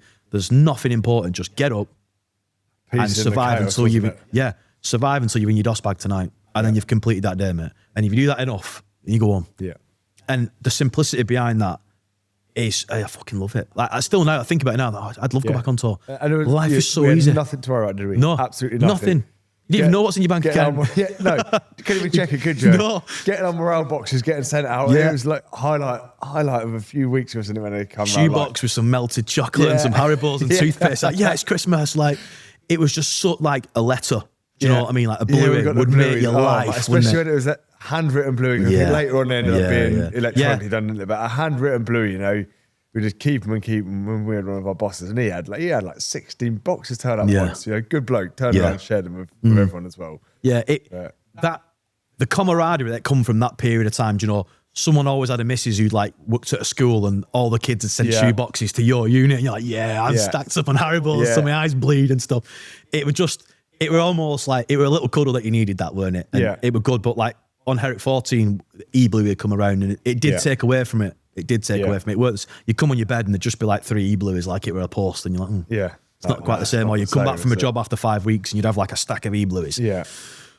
You're dumped. Yeah. But, so yeah, we'd come back and I decided I was going to go on the circuit then. And that was me. I went and did my CP course and I did another surveillance course, even though like my background was heavily based on surveillance anyway. I wanted to kind of hit the ground running because I knew I was about to start this whole problem again of being a young guy in an older person's kind of environment. Because at this point, I'm only 26. And at this point, I didn't even have a beard. So I looked about 16 still. And we were like, yeah. So we got out and CP was the way forward for me. And after 10 years, like, you know, I miss it every day. But nostalgia creeps in there. I don't miss guys making you do CFTs at 6 a.m. with an head torch on because they can round camp. Yeah. But I do miss, like, I split with my missus and the bloke's kicking you down with a crate and a speaker, like, goodbye my lover on it and stuff, and absolutely rinsing you. And do you know, like, every life experience that you can have, like, I lost my first girlfriend in the mill. And one of the pads wives was like, stop crying, there's going to be 100 more. There's not. That's my only one. Yeah. No, there will, honestly, trust me. I'll see you in Harry's on Friday. We'll sort it out for you. We'll find you next girl. Do you know, and like, because everyone was so much older, I really did. I was brought up in that unit. And I was. And I treasure that memory. Like, it's serving with them blokes was just the fucking biggest privilege of my life ever. And anyone who was, you know, the triangle on their arm has my respect. But the guys that were enjoying my period of time, we were family. Like, you didn't even call your bosses sir, you called them boss. You know, you slam your tabs in for Sergeant Major in the BC, and other than that, you walked up, boss, you want a brew? Or, boss, you getting the brews on? Yeah. And you're like, why am I getting the brews on? Well, you're lieutenant. I've spent more time on leave than you've been in the mill. Yeah. And the good thing about our unit is like all the officers went through selection. So at some point, you'd been their DS. Yeah. So when officers come through, you were like, right, crank it up on these boys because they're going to crank it up on us when they get into the troops. Yeah. Like, so it was good. And we were all just a big family. And like, even when we got out, the BC before, the one in tenure before the one that came in when I left, he's come surfing with us. Legendary bloke. He's like, oh, I heard you boys go surfing on a Wednesday for sports afternoon. We were like, yeah, can I come? Can you surf? Oh, yeah. You know what I mean? Wednesday sports afternoon, you're surfing with your boss. Like, it's mega. There's things like that, like, important for those that don't know. In the field army, it's not really the done thing, is it? No. You don't really have, like, officers are very, like, well, Yeah. I wouldn't even say, they're told not to socialise with soldiers, aren't they? So it's, you know, such a small unit, and that relationship you have with them to go out with your bosses is huge. Yeah. Huge. And like, even now, like, I'm personal friends with a few officers from my unit. Like, one of them come to Ukraine with me, do you know? And he reached out to me, I want to do some stuff in Ukraine. And I still call him boss. And he's like, well, yeah, so technically you're the boss now. Yeah. No, it doesn't say it. Doesn't say It sounds wrong. You're still the boss. You'll always be the boss, you know? Yeah. And yeah, it's weird, but it means a lot to me. Like, it means a lot to me. Just think back now and just think like, and one thing I worry about doing podcasts and stuff is, and I've done a couple now, is one person doesn't know that I've got PTSD or whatever, finds out about it and then views me as a little bit less than I was. Like, the only thing I want from my military service is not, you know, I wasn't a VC winner, nothing. I've done some cool stuff and that's enough for me. But all I want is for people to go, he's a good soldier. That's all that's important to me. Yeah. And I do, like, even today, I sat in the car for like 5 minutes and just put my head back in its box. I'm like, what if someone finds out and someone thinks you're a fucking basket case? And I'm like, why are we even talking to ourselves like this, Ryan, anymore? Like, we've been doing this for 10 years now. Like, come on. Yeah. And who fucking cares now as well? You know, the world. It doesn't even matter, does it? It doesn't matter. No. And I think it's hard because I think some people may look at it like, oh, you're less of a person because you've got some mental health issues. But, you know, your real friends wouldn't. You know, half the combat field team have got mental health issues, you know, especially the military lads, you know. Like, I'd say the majority of the guys that have served have been through therapy. You know, they're some of the best war fighters that I've ever met. And, you know, we wouldn't look at them any different. No. And it's very different to 10 years ago where it was like... You internalise it, don't you? Like, we knew at the time, like, fucking hell. We knew there were blokes in our unit that like weren't all And right. it's you never look at someone like the old videos of like World War II, World War One, the guys that got shell shock, which obviously shell shock PTSD. You know, we wouldn't look at them and be like, oh, Mincer. Yeah, you're like, holy shit! Like, he's had an hard day. It's mad, isn't it? Like, but it was. And the army's changed completely now, and the mentality behind it is like, I remember coming off Herrick 11 and I was onboarding on my flight, and I'd already missed one flight, and I was late getting off the ground, and some clerk from one RHA come to me, you Witchcraft 26 Echo? Like, yeah, we've got no trim paperwork for you. I'm like, what's trim? And they were like, oh, trauma risk incident management. You're supposed to do this paperwork every time you've been in like a tick or an incident. I was like, you joking? I was like, well, no one's done them with me. Like, oh, well, we need to do them. Have you just experienced my tour? Because I'm not missing this flight to do this paperwork. Like, it's not that important to me. And they were like, okay, we'll just do it. Because we knew, and that was, we're just ticking the box of mental health. But now I'm like, I was part of the problem because I'm not doing that. I'm getting on this flight. But actually, like, And what? Cyprus decompression, like a 24 hours. Like, Bloodhound camp. You can have one beer. No one had one beer, didn't they? Yeah. Go, right, you want to go play on banana boats and shit, go and swim to that boy and come back. Lads that can't swim, fucking dragging them around. Like, you decompress. Anyone got any issues? No, come back in camp, a few weeks off, back in, clean some weapons. Anyone got any issues? You might be feeling this. I just want to fucking go for a drink. Yeah. Leave us alone. And when can I go and leave? When are you going to leave me alone for a little bit? And that was the extent of it, wasn't it? You know, I come from a very grown-up battalion where the guys that had done earlier tours and had issues, they were sort of like, go away, come back when you're ready. Yeah. I mean, I know lads that were like 4 to 6 months away from battalion, like sorting their own heads out. And, you know, without naming names, like one of them's still serving today, you know? Yeah. And that comes down to like your unit and how your unit help manage you as well. What a great mentality from the battalion though. Do you know what I mean? Like, brilliant. it's not basket case these people. It's give them the space that they need and give them the outlet they need and retain that soldier. Yeah. And I think the military lost a lot of people because of the amount of stigma and almost shit. I remember, like, I walked around embarrassed and ashamed of who I was as a human being because I had PTSD. PTSD, chronic fatigue and chronic burnout, I was diagnosed with. And I hate saying chronic fatigue and chronic burnout because it sounds so fucking pathetic. Chronic fatigue and burnout. I've only been in the army 10 years. What have I burnt out from? Yeah.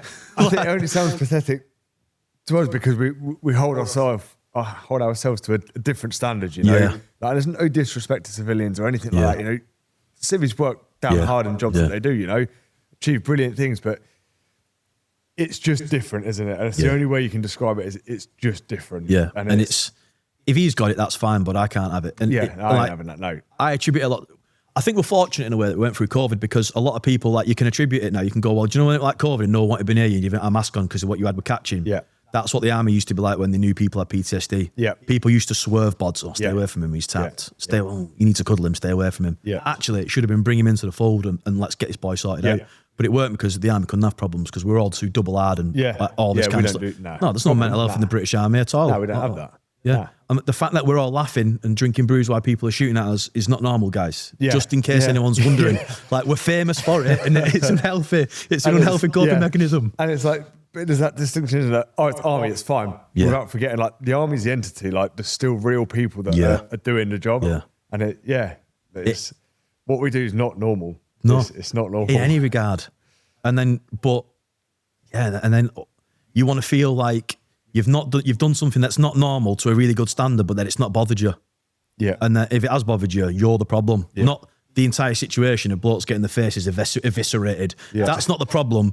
You're the problem because you don't want to eat fucking Dominoes after you've had that now. What you've seen that now and all that. It's mad, but what a time to be alive. Like, and I endorse the military to everybody. And a lot of people now, you know, doing what I do with Veterans Army people, like, are you anti? No. Like, the military was the making of me. I would not be the man. Would you join back up in a heartbeat and do everything over again? I wouldn't change one day. Knowing now what I do and knowing the detriment it's had to my life moving forward, but the growth that's come from it and the avenues that I've paved for myself from it, I wouldn't change. The only thing I'd change is I probably wouldn't have got out. I'd have probably stayed in a little bit longer and just seen if I could tread that water and if it would be all right. And, you know. And it's funny, really, isn't it? That you can endure what you endured across 2 fighting tours, but a guy that you didn't get on with was being like, your boss. I can't manage that. Yeah. How can I manage that? Yeah. Take me into any firefight any day, but dealing with a person that I don't get on with, that's my LOE. Like, do you know what? I've never thought about it like that, but you are completely right. Like, it's something just manage it like a human. But and our default setting is like, well, if we can't manage it, we'll scrap. Yeah. And you know, like, but being a superior to you, it wouldn't have ended well, would it? Would have been glass house and. Oh yeah. And you know, he'd have made my life hard. I'd have been on guard. I'd have been doing guard to IC and guard commander till my eyes bled, and every crap thing that came, my name would have been first in the hat. Yeah, and it seems weird to think that you look back at it and I think, oh, it's not even that bad. Like, it's not like hard for him, but But at I the couldn't time, enjoy that. Fuck no. Absolutely the shame, constant guard to IC and guard commander. It's weird, isn't it? On reflection, how you look at these things and think, like, actually, it's an absolute non-issue. But to me, at the time, that was like, I'm getting paid to sit there. Like stealing a wage, really, isn't it? Reading my books and making guys do fire picket. Just chilling out, getting that down. But taking some show parades and stuff, but not unacceptable. I cannot work with that. I need to change my career. So we've done some time on the CP circuit in Iraq. What we want to touch on, though, is your PTSD that you mentioned. Yeah. When did you first notice you had issues? I think I first noticed I had issues when I come back from Eric 11, but it's like when you're surrounded by people that are similar, you don't really see it, do you? And for me, I had a big incident in Iraq at Balad with ISIS, and it was a proper like life or death situation, and we were in a situation where it looked like we were all going to get killed to a man. We were just surrounded, cut off, outnumbered, and we were left on our own. I'd tried to crash out QRF and stuff from Iraq, from Baghdad, but that were coming from nowhere. That were going nowhere. And I'd kind of been naively led down the garden path a little bit that we were going to be all right. We subcontracted to another company, and I just got a phone call one morning like, you need to come to the talk. Got there. And he's like, have you seen this? South African guys, like, have you seen this? Panning around on cameras, and we were just surrounded by ISIS. And a couple of days before, they took Mosul, and we were further south, and they were heading towards Baghdad. And I was like, shit. And I was like, what's going on? And he says, like, look, they say they're coming in. And I'm like, well, they're fucking coming in then. Like, have you seen how many there are of them? If they say they're coming in here, they're coming in here. Like, we've got an AK with 5 mags and a pistol with 2 mags, mate. Like, they've got armoured fighting vehicles and 50 caliber machine guns mounted. Like, if they say they're coming in here, they're coming in here. And he's like, we need to get rid of the principals. And I was like, what's the Iraqi Air Force doing? And he's like, pans camera, fucking surrendering to a man. Literally, like you're at the football, queuing for a ticket, handing the weapons in. And then they were pulling out like heads of sheds and guys with authority and stuff and fucking executing them. There's some famous footage of like one of the Iraqi Air Force officers in a Manchester United football top, and they drag him off to the side. He's walking over to, and he knows he's getting executed because there's a pile of bodies there, and his fucking knees barely touch the floor before they put it on the back of his head. And we're watching this on camera, and we're like, fuck. And then this guy from Sallyport's like, because we were subbing to Sallyport at the time, he's like, we've got an airliner coming in. Everything's going to be all right. Everyone's going to get on that. Now, it did cross my mind at this point that I had 55 guys and a fleet of like, 25 vehicles. Vehicles don't fit on a plane. But I just kind of thought the situation is like one of these existential circumstances. We'll leave the vehicles or something. When these boys have like parted themselves out after they've taken camp and moved on, we'll come back from or something. Like, but again, like I was a site lead there. I had 55 guys on my flick, 25 vehicles, and a lot of these guys, like the expats, I had a lot of Americans, to be fair, because it's an American company, some Brits, a couple of guys that were from my unit actually, but they weren't specifically with me on this job. And they were like, what's going on? And I'm like, well, we're going to be all right, we're going to get this plane. And like, are you sure? It's like, that's what he's telling me. Well, what's Baghdad saying? And I'm like, I'm told you everything that they're telling me. We're going to be all right. Baghdad just went, get back to Baghdad. I'm like, we've got them surrounded. Like, just get back to Baghdad. So anyway, we're getting all the principals and stuff, and we're loading them onto this airliner because that's our job. So we're at the flight line, and then like, not quite like this, but almost like I go to get on the steps, and he's like, oh, cheers, mate. Shakes my hand. Good luck. What do you mean? He's like, oh, you're not part of Sallyport. You're not getting on here. I'm like, what? And literally, mate, they flew. They went. All the people that worked from, the guys that worked in the laundry, like, and this is not me valuing anyone's life less than mine, but like Buckshee Toms that folded underpants, mate. Do you know what I mean? We're on this flight line, like waving at me out the window, and I'm like, God, I've got to go out for the gate. So we were like, they went, and then I'm not Navy, but I think the closest thing to I've ever experienced to a mutiny was on my hands then, because the boys were like, what are we doing? And I was like, there's nothing we can do. Like, we couldn't go through the fence. Impossible. Even though we had B6 armour, there was just no way. It was like fence after fence after fence. So I was like, right, let's go to the main point of camp, and there's a chicane, and it was a proper decent, obviously because Americans had built this camp, proper decent chicane. Do you know? Big concrete walls in, and they're all getting radged up down the bottom. Celebratory fire going on, all loud hails and stuff, flags going, and I'm like, oh God, it's like a beheading party, that. So we go up, vehicles to this choke point, bods are like stacking up behind the engine blocks and stuff, mags out, and I'm genuinely like, I don't even mean it to sound cool, because it weren't, it were just fucking acceptance. I was just like, sell your life dearly. Like, they're going to push, and we're going to have to push back, and we are going to get overrun and go for like overwhelmed. There's no other way. They pushed, we pushed back. Chicane did us a massive favour. The bottleneck we created did us a massive favour. I bet you it weren't 2 or 3 minutes of exchanging two-way range, and then one of them just got on the loudspeaker and was like, you've got 12 hours to get out of camp. And I was like, we don't need 12 fucking minutes. Everyone in your vehicles, let's go. Didn't even go back to our rooms, mate, for our stuff. Like, all mission critical kit were in the vehicles anyway. We left all our personal kit, everything. We literally got in our fucking B6 armoured, mate. We just fled. And then en route Irish, the fucking lid of my Pandora's box just blew open. And I did not like what I fucking found inside. I'd been in kinetic situations and stuff like that before. You always get that adrenaline rush, and then when you come down, you get that kind of subduedness. But this feeling was just totally different. It were like, I think it were probably a panic attack, knowing what I know now. But like, one quite controlled, because I'm still the gaffer and I'm still leading, I'm still in a vehicle with guys and stuff, but I was shook to my core. Like, and then I just start remembering all this other close calling. I think that other than like when I was, dealing with Pollitt and then grabbing Sarge and thinking, I'm going to fucking die now. Like, I thought I was going to die then, but I felt like I had a chance. But in that situation in Iraq, I'd accepted I was going to die, and my only aim then was, make them fuckers earn it. And I think when you've been at that point and then it doesn't come, there's just a fucking wave of like weird emotions that come off the back of it, and it just busted my fucking Pandora's box right open, and years of stuff that had gone on, and everything was like at the forefront of me thinking. And then I started, like, we were still on jobs, you know what I mean? So we had to carry on rotations and stuff, but I was like, I felt betrayed by my company. Like, I felt like, you know, I rung you and you just said, get back to Baghdad, sorry. And like, what the fucking good help's that? And then I felt like I'd let the blokes down because I was in charge. We were in a situation that, could I have navigated any differently? No, because we still had a job to do. We still had someone paying our wages. There is no security.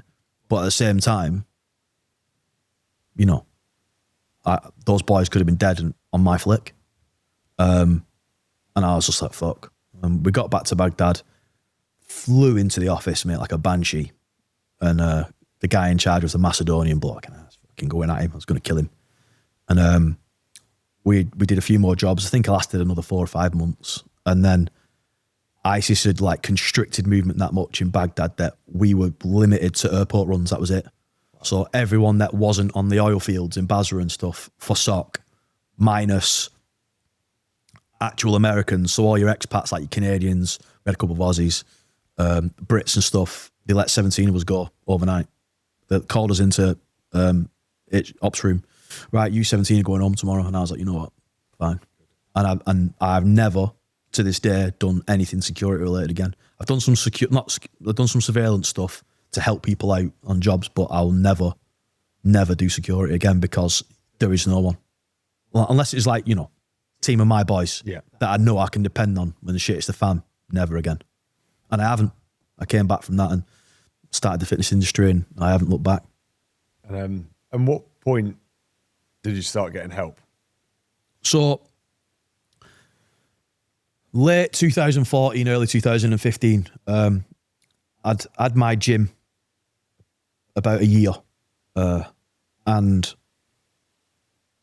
people used to say, like, do you know when you walk into a room and people are laughing, you think, are people laughing at me because it stops? Yeah.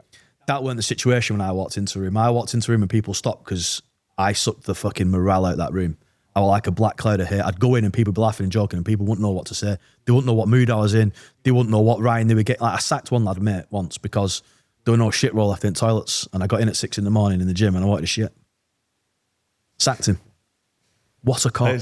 What a cock. We laugh at it now because it's funny, but you think, like, what a cock. It's a geezer's like livelihood. Job. Yeah. I mean, I did give him his job back in a week, but do you know, like, and it was just overreactive stuff like that all the time. And then I found myself, I was in this position of, I was chasing immediate gratification. I'm not proud of it. You know, I had a girlfriend, but I was cheating. I was doing recreational drugs. I was doing steroids. I wanted to be fucking massive because I felt insecure and I felt weak because I still felt like that guy in the vehicle on the way back to Baghdad.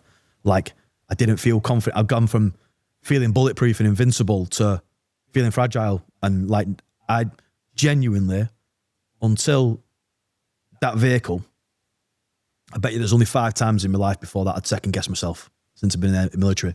Other than that, I was so assured in my decision making. I was so confident in what I was doing. And all of a sudden, I was second guessing everything. And I weren't confident in who I was or what I was doing. And then I just got angry over it. Like, I don't deserve, why the fuck am I like this? And I was embarrassed. So then I doubled down on the aggression again, because in the military, aggression carries you through everything, but it's just a masking emotion. It fixes issues, doesn't it? Yeah. You know, it's... If in doubt, just up your aggression levels and it'll sort it all out. Like, aggression will carry you through everything. So I got to a point where I'd had a few incidents. I snapped some guy's forearm and cheekbone in Bolton on a night out. But fortunately for me, he were hitting his missus at the time and I'd gone to separate them. I hadn't been drinking. I'd just tipped up to meet my mates. And as I was walking her away from him up this, they were down a side street and I'd just seen him walloping her. And my brother's dad hit my mum and stuff like that. And I won't fucking tolerate guys putting their hands on women. It's not right. So I've flown down. And at this point, well-rounded Ryan, I've just separated him. Fuck off home, mate. Speak to her tomorrow and all this kind of stuff. And as I'm walking, this brick landed at the side of me. And I was like, cheeky bastard. I'm like, nah, you don't do that to me. So I've turned around and he had 2 mates down the other end of the street with him. And I'm like, what kind of blokes are watching the mate hit the missus? But they're running up this side street then, and I've got one mate with me, and he's running down, and I'm like, what's going on here? And he's like, turn around. And I see him coming. So anyway, I've hit this bloke and broke his cheekbone. And I was tangling with another guy, and my mate was tangling with this bloke, and the lad on the floor was trying to grab my legs. And mate, I swear to you, it's the easiest decision, the clearest decision. Like I've been an optimised mate. I was like, if he takes me down, they're going to stamp on my head and they're going to kill me. So I'm going to take him out of this equation right now. I turned around, booted him in the head, and he come back, and his arm went over the curb, and I just stamped down on it. And it's like, problem done. Yeah. And then as I turned round, some coppers CS gas sprayed me, and I got lifted. And that went through to court. And fortunately for me, I went to court and it was pissing down, and I seen this old boy walking up these steps, and I've gone running out, suit on, medals and that, trying my best, help me out. I knew I was in the shit. And I'm, come on, old timer. Didn't know who he was. Come on, old timer, get up here. Got a brolly in that. One of who's my mates now, who was an officer in my unit, he's tipped up medals, uniform. Ryan's an upstanding, character reference and stuff. I've gone in, and this old boy's one of my judges. I've got 3 judges. Anyway, and I've never looked at it, and I still don't agree with how they looked at it, but a woman judge was going to send me to prison for 2 years, and she basically had said, I caused the entire situation. It's like, how'd you figure that? She's like, because you could have just ran away when that brick landed and you didn't. And look at all the damage that was caused because of that. I was like, but also he could have thrown another brick and killed me. Shit, but he didn't get that chance, did he? And I was like, one way of looking at it. And then weirdly enough, the old boy's like, can I have a word with you? I was like, yeah. I'm an ex-Royal Engineer, me. And I was like, you fucking dancer. You fucking dancer.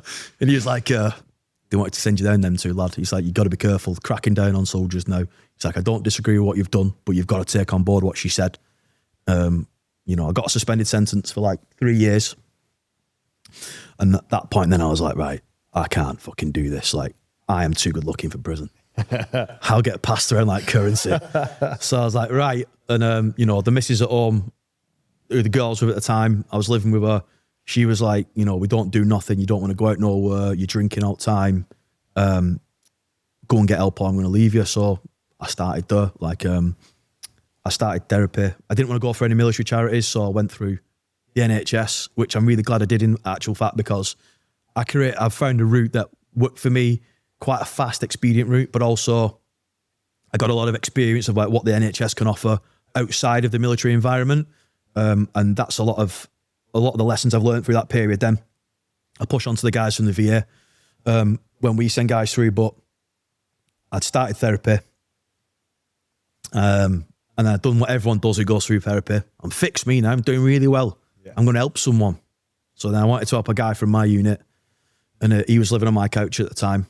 And then fucking hell, me and him just mutually supported each other on a massive descent, because I was nowhere near was I ready to help someone. So me and him just sat in my flat in the black cloud of hair, both feeding each other's PTSD. Yeah. And then I carried on working on myself and stuff, and I got to a point where I've been doing therapy for about a year. So this would be late 2015. And a guy that I'd served with in Herrick 11 tragically took his own life. And I was just like, you jack bastard, like, why have you done that? Why have you not spoke to me? Like, why have you not reached out? And then I just thought, well, why do you reach out to you? Because you're hiding your problems. At this point, mate, my own parents didn't know I was going to therapy. Like, I had my gym. I used to book out from 12 o'clock on a Friday to go to therapy. It was dead quiet. No one really knew about it. Just my missus at the time, maybe 2 friends. And this is like a year in. Like, I was so ashamed of it.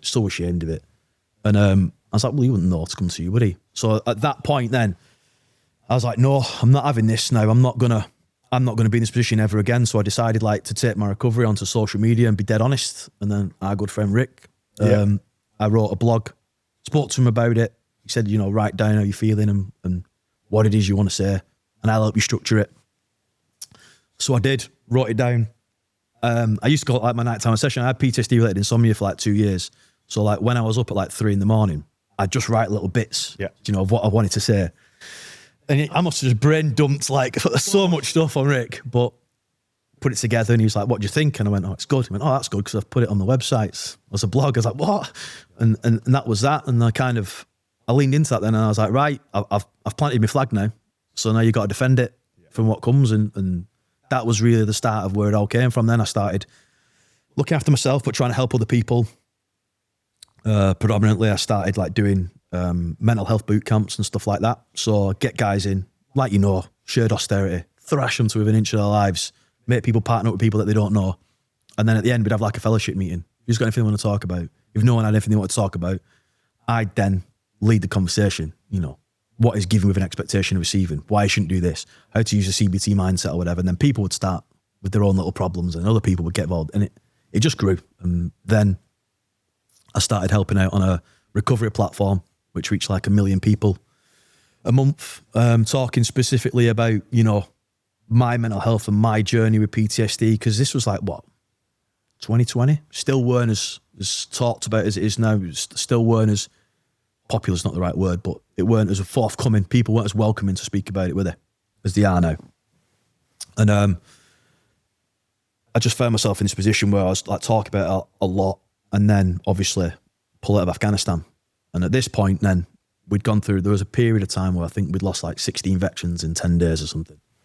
And I was on a live talk, and I had about 2,000 people on. Because I did a lot of guest speaking as well, like gyms and businesses and stuff, what makes a good leader and all, burn the boats and all that kind of stuff, And I just found myself continuously saying, somebody somewhere has got a duty occur to these guys. And someone just put it on my toes. I'm like, well, why don't you do something then? Now, I'm a northern gobshite, me, and I assumed it'd be well easier than it is. I was like, fucking will do then. Yeah.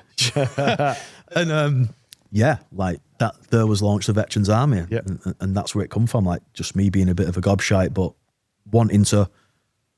I just wanted to help people. The premise behind it is that I'd been through so much, as in PTSD related insomnia. I bet you I tried 40 or 50 different ways to sleep with PTSD, loads of stuff. And I just wanted to kind of create a fast track for people predominantly. And it was just going to be an online thing, peer support group, whatever, with like some tips and tricks, some fast tracking. I use CBD oil and stuff, and like what company I used, and products that I'd used that I didn't really rate, and products that I had used that I did rate, and stuff like that. And I didn't anticipate it being any more than that until Ukraine.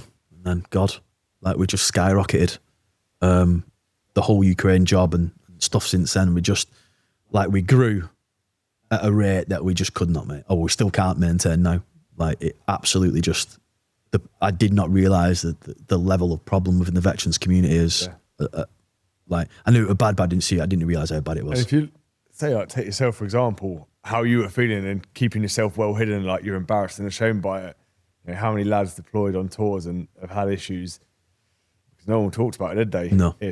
I think that's when it comes to fruition, didn't it? Especially during COVID, when it was then like, oh shit, like we're by ourselves now. And that's, there was a lot of suicides COVID, that loneliness, and when lads just couldn't keep on top of it. But, I think different to other charities, and I think a lot of the charities do a good job, and a lot of them do help people. But what's unique about Veterans Army is it's founded by you and led by you, who's been through it.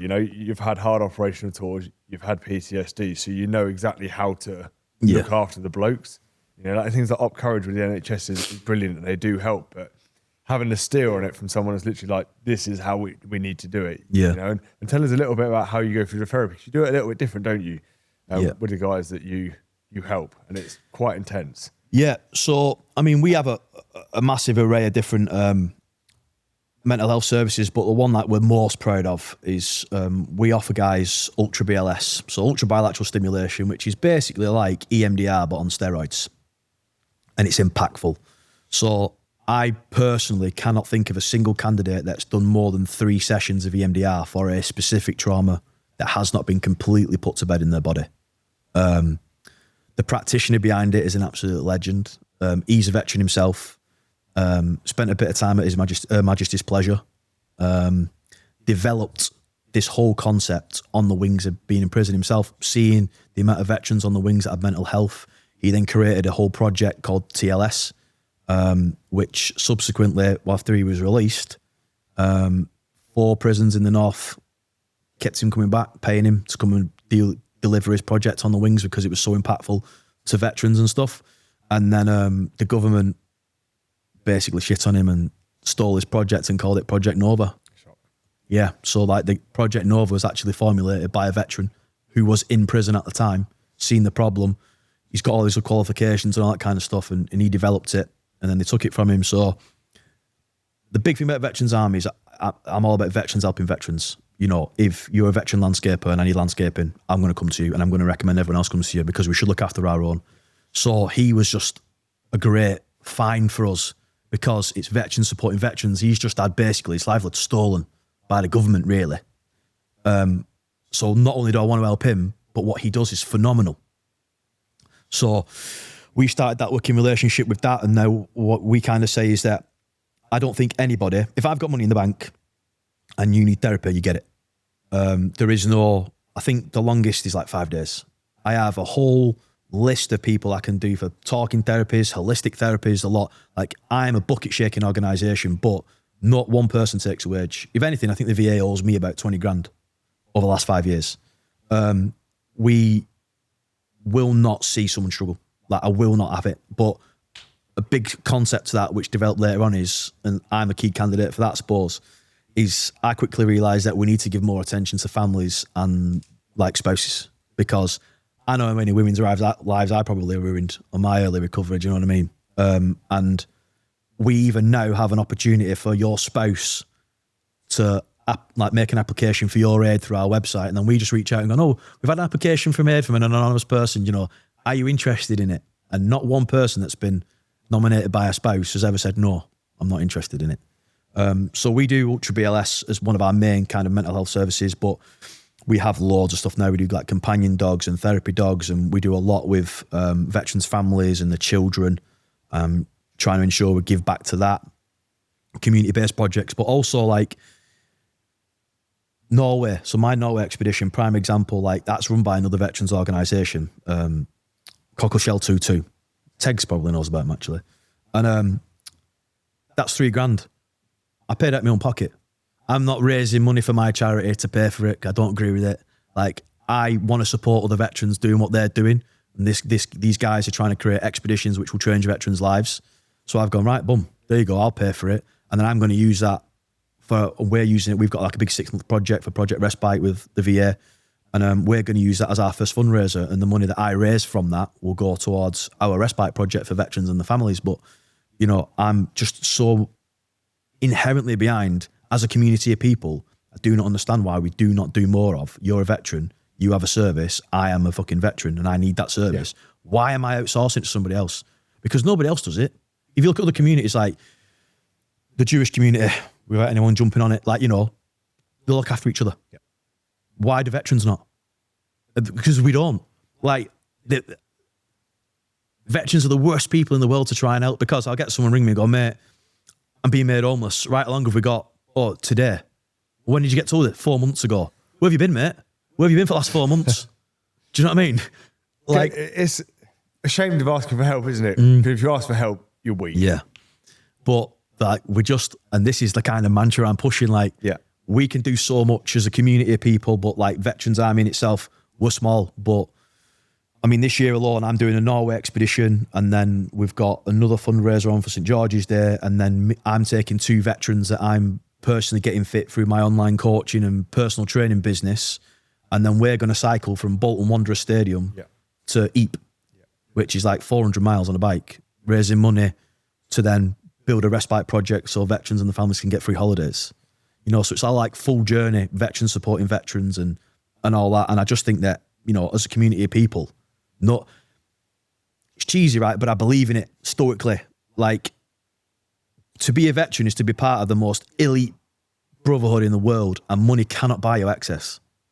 Like, no amount of money in the world can buy you access to the kind of community of people that we are. It's shared austerity, it's shared hardships, and it's also shared celebrations and shared like enjoyment. But that lived experience is what makes us who we are.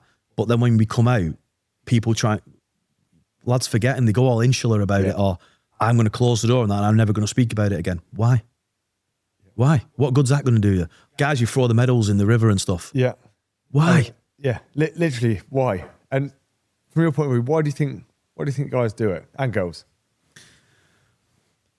I think some people try and compartmentalise it by going, if I don't acknowledge that part of my life, it never happened. But as we know, that's not why trauma works, and that's not how mental health works. And you know what, like, I don't know why anyone would throw the medals away. Like, and my own ancestors have done it from the First and Second World War. My great uncle Jim threw all of his medals in the river. Why? Well, because I had to ask for them. What do you mean? Well, they didn't give them me direct. I had to send off for them. If it meant that much for them to give them me, they would have given me when it mattered, and I wouldn't have to send off for them. Like, so why'd you send off from them? Because that's my right. But like, one of my most favourite sayings in the world, like, comes from Napoleon Bonaparte, and soldiers will endure much for a bit of coloured ribbon. And how fucking true is that? Yeah. How true is that? And that is the ethos that I kind of base everything that Veterans Army does, and me as an individual does. Like, it's cheesy, but again, I believe it to my core. Like, I swore an oath of allegiance to Her Majesty Queen Elizabeth II, heirs and successors and officers set above me, but I swore an oath of allegiance to every person who put a uniform on. Anyone who's got medals on the chest or anyone who hasn't, I swore an oath of allegiance to all those blokes. When the shit hits the fan, if they need help, I'll be there. And I have, like, that oath is still live for me, and it will always be. And I'll never see a singular person struggle. I mean, look at that veteran out last year, ended up stealing my business, but he was homeless living in a van. And I would not see that happen. And, like, speaking about it, you don't seem to have a lot of resentment about it. It's fucking shit. It's happened, but I think, inshallah, innit? Like, I can't control it. It's been done. Will I won't make no changes, mate. Like, I'll see another homeless veteran and I'll be fucking knees deep in trying to help him, because it's who I am as like, my granddad used to bring us up, and I'm probably born in the wrong time, but he was always like, a life spent in the servitude of others is a life well spent. And, every man should be aware of his legacy, and we have such a legacy. How far back does our legacy go? How far back does your regimental history go? Do you know, like, we have been in the British Army, we ruled an empire, and now we don't even look after each other. Yeah. And I will just not be part of that. Like, and it's bit me in the ass a few times, and I've been caught out. We've had people apply for funding and stuff, for like crisis funds for mortgages and stuff, and they've been really panicked, and I've cut out protocol to then help them out, and then find out they're a walt. And I've had to put the money back into the charity myself, because I don't believe in they should have benefited from it. But, if there's a veteran in need, like, I'm there. Massive kudos to you, that you sort of made it your life and your purpose, hasn't it? Like, supporting others. And I think, again, others can look to it, There's a guy then, so someone that's screwed you over in business, someone that's been a walt and taken money out of the charity, and there's no hatred, there's no aggression there anymore. It's can't control it, we'll move on. There's still people out there that need help. But it'd be easy to be screwed over and be like, I'm done helping people. Yeah. Sod that. I ain't doing that. Yeah. And you're like, no, there's still other people out there that need help. And I just think that if someone had thought this 40, 50 years ago, how different would it have been for us? Yeah.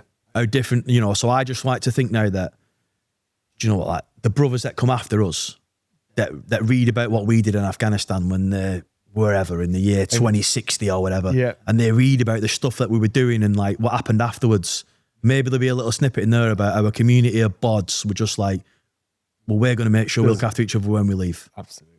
And maybe when they get out, there's already organisations and stuff in place and whatever to make sure that they're streamlined back into society well, and make sure that these guys aren't on the streets homeless, and not everyone on the streets is homeless, and not all veterans, but some do it by choice. But I don't think it's fucking right that one veteran is homeless if they don't want to be. And that's the key with that, if they don't want to be. If someone wants to help, the help's there. Yeah.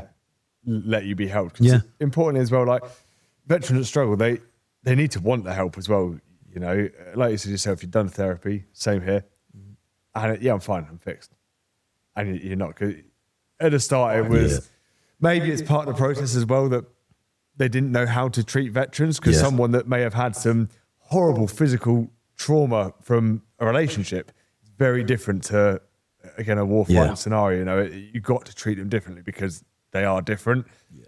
And as horrible as that is, and I think that's, it's so unique that you've got you and you're able to come along and offer an alternative, and it's brilliant. And with the Ultra BLS as well, like, guys don't actually have to talk about what it is that's getting them. You bring it up. Yeah. You bring the emotions up, and you bring the thoughts and the feelings up. You remember the smells or whatever, but you don't have to verbalise that. Yeah.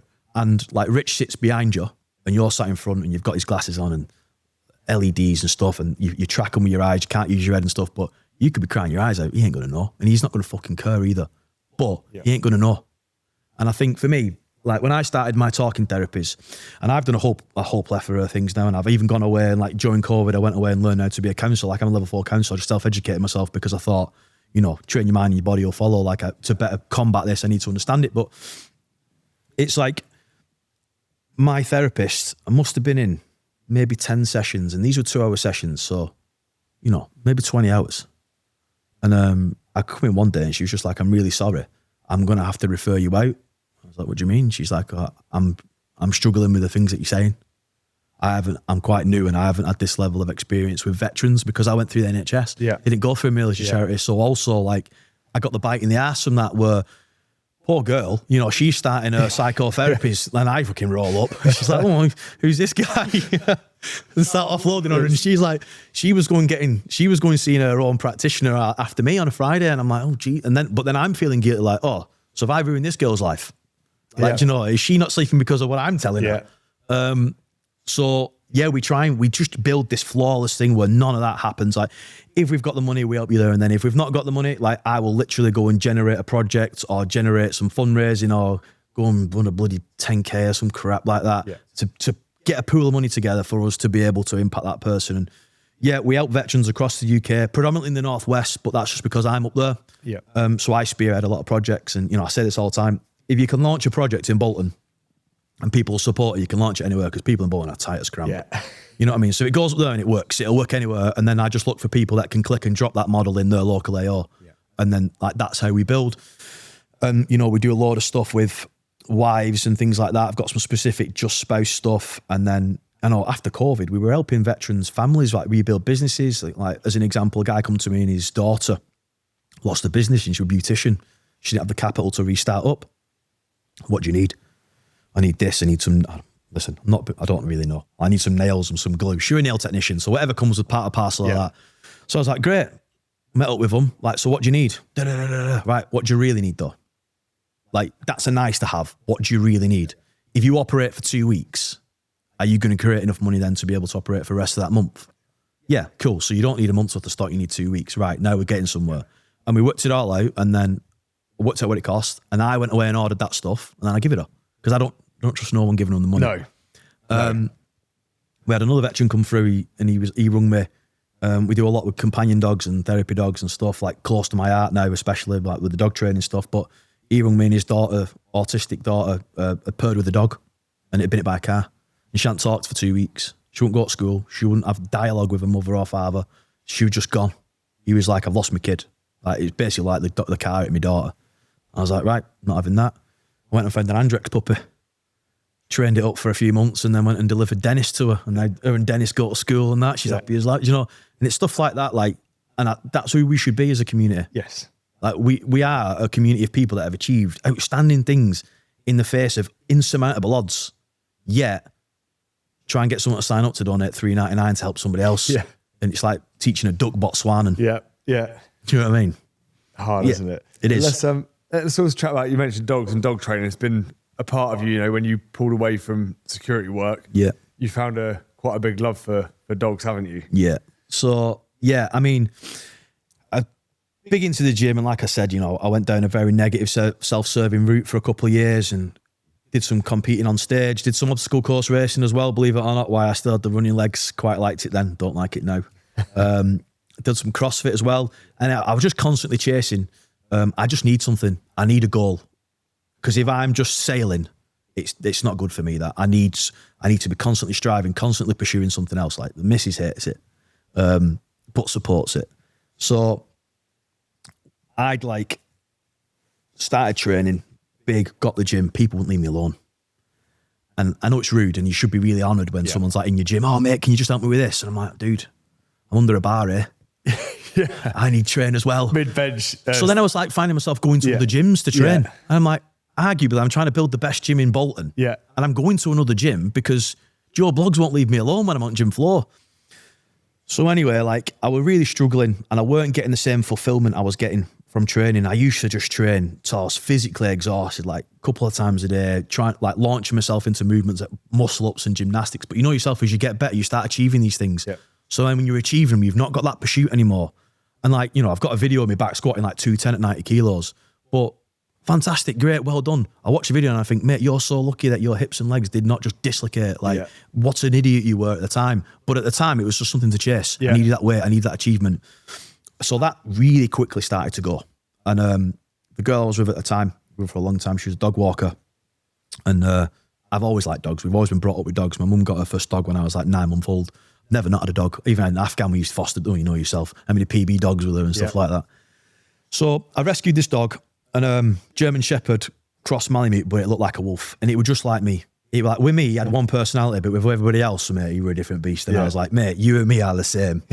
And like I used to howl upstairs and he'd be downstairs howling at the moon. Do you know what I mean? Like we were two weirdos together, me and Fen. But he'd whammed a couple of dogs, and Bleed Coulter basically said to me, which is an animal rescue place, they were like, he needs a lot of work, this dog, but he's on his last chance.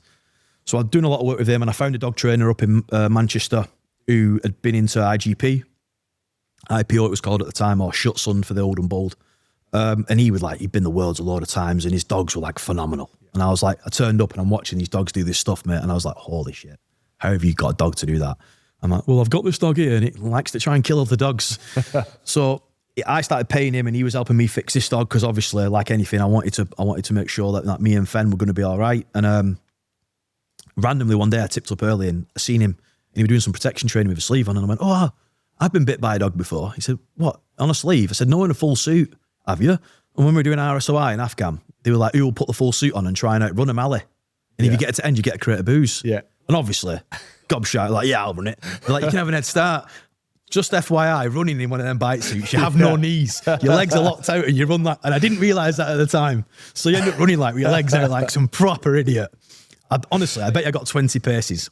But I haven't got the video anymore. I had it on an old, but this dog was just flawless. So it was running and it gained on me so easily. But then it was clever because I was bigger than it. It jumped, landed, and then used the kinetic energy from the rebound to relaunch, hit me in between my shoulders, take me down with it stood on my back, pulling on the helmet on my head.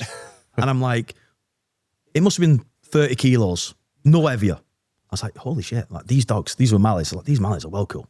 So anyway, I told him this story and he's like, oh, okay. Do you want to put a sleeve on for me? And I was like, yeah. So he'd obviously noticed like working dogs, bike training especially, is a young man's game. It's a lot of impact. It's getting hit from really horrible angles. You get bit a lot. You get hurt a lot. Injuries. I mean, last year alone, I've done my lat twice and my hammy. It's impactful. So he's obviously seen me as a younger guy thinking, oh, he's not bothered by it. He's done it. And he's kind of gone, I'll help you train your German Shepherd if you let me train you with a sleeve. And then he's like, I also have a dog club. You can bring the dog to the club. And he just wanted to develop me. And we got a really good friendship going on. But unfortunately for me, Mrs. at the time took Fen out with her friend and a couple of other dogs. Her other dog was one of these positive only losers. You can't use certain collars and stuff, or they have like can't just have an opinion, you have to get hurt by it. And so my ex didn't put the collar on the dog, and another dog came over and my dog killed it. So then the police were like, right, the dog's got to go back to the rescue, it's getting put to sleep. So I was like, right, fucking done with dogs, break your heart, I'm done with it. Yeah. And I were as well, our heart broke, like he was my good pal. And I used to take him into the gym and everything. And then Alan had basically said to me, like, you're really liking the sport, you're really getting into it. And I love the minutiae of it. It's like, look, the obedience, like, you know, dogs scaling walls and carrying dumbbells in the mouths. And then, like, all the stuff we do completely off lead, not even the bite work, just the obedience is phenomenal. Like, puts Crufts to shame. And I was like, he's like, why don't you get a dog for sport? So I was like, okay. And my missus is still a dog walker, so I'm still going to be around dogs anyway. So I was like, right. So I imported my first Mally, Lou, from Austria, which is a Belgian Mal. And we started our sporting career from there, and I loved it. And we trained like 4 days a week, half day Tuesday, half day Thursday, all day Saturday, all day Sunday for years. Like we got into the sport. We started doing well. We started qualified for Team GB twice, won British Nationals and stuff with her. And she saved my life. Like, we're late 2019, I tried to take my own life. And that dog, I should have brought it really. The obedience on that dog is phenomenal. Never goes upstairs. Never a day in her life would she dream of putting a foot on the step unless I've told her she can come upstairs. Left her downstairs one day, left the back door open, and my missus at the time, who was the dog walker, she was on holiday, And I knew she was coming back the next day, and I thought, right, I'm fucking had enough of this now. It's too hard being angry all the time. So I took an overdose, and fucking dog woke me up. Like, never has that dog come up. 3 flights of stairs as well. Don't even ask me how she knew. Don't even ask me how the intuition was there. That she's come up the stairs, where she's never been upstairs before. She knows she's not allowed. She knows there's a punishment factor to coming up them stairs if she does what she's not told. But I just woke up with my dog's fucking tongue in my mouth. And all over my face. And then I was sick. I don't know if that was because my dog's tongue was in my mouth or whatever, but either. Yeah, and she saved my life, and we've been inseparable ever since. Like, whenever I have night terrors now, she wakes me up. Like, I've been in, I've never had a night terror. I've never experienced anything since Iraq, any kind of horrible thing. Like, I lost my grandma, my granddad, and my stepmom last year alone, but I've never done anything on my own because I've always had the dog. Like, she has literally saved my life. Like, everything I've done has been geared around her. Like, I had to get better at sport because she was good at sport. Like, I had to choose this car because I need to transport a dog and she needs to be able to sleep in it. I have to get this kind of job because I've got the dog, and it just shaped my life. So, kind of 10 years in the sport. I had that running last year with my gym and my business partner and the veteran that I employed and stuff. And at that period of time, I kind of really lost love with not online coaching, because I love coaching. I love seeing people progress and little tidbits or whatever that I can give to them and getting them on the app. I love all that, but like, it actually being in the gym and in gym personal training, I don't know, there was just something about it. It just lost its flavour for me. And I was like, what do I do now? Like, what am I supposed to go on? And obviously, I lost all that members of my family, so I was like clearing houses out, got a little bit of inheritance, so I didn't need to actually work immediately. I didn't want to work as well because I was like, I'm in a legal battle for my gym. Yeah. And I was like, well, loss of earnings and all that kind of stuff. I don't just want to show a court that I can just go and do something else and it'd be all right because, these fuckers have stolen my gym. Yeah. So I just had like a really weird year last year doing nothing. And then Lou got cancer. And like, I was like, oh, fucking hell. Like, my world just plummeted last year. And the only thing to come out of it was like, what do you love? I was like, I fucking love working dogs. And like, I have a club, so I work dogs every Saturday, regardless. And there'll be like 20 dogs. I'll do 20 rounds on a Saturday, regardless, and then one day during the week. But I just come off and I love it. I get home and I'm knackered, but I love it. I love seeing dogs develop. I love seeing something or seeing a problem in like the handler or the dog. And I just seem to be like, a bit like Rain Man. I can just see, you're just doing this with your hand and this is what's making your dog turn too early. And then that person don't do it and it fixes that problem. And then the joy that they have. So I was like, you know what? Like, I'm always going to be in the gym game. I'm always going to coach people. I spent too long in the industry and it's too important to me as a human being and to my recovery and everyone else's recovery to not be involved in it. And I'm always going to do that. But if you do what you love, you never look a day in your life, do you? Yeah. So I was like, do you know what? I'm going to get into dog training big time. And I was training all of our companion dogs and therapy dogs anywhere. Training them, they would go away, get certified and certificated, and then come back to us. We would then home them with veterans. So I was like, we can just cut out the middleman here. I can just do it all. So I launched my own like proper dog training after like 10 years of doing it for free. Towards the end of last year, and it's been good. Like, it's dead cathartic for me. I love it, and it's something new every day.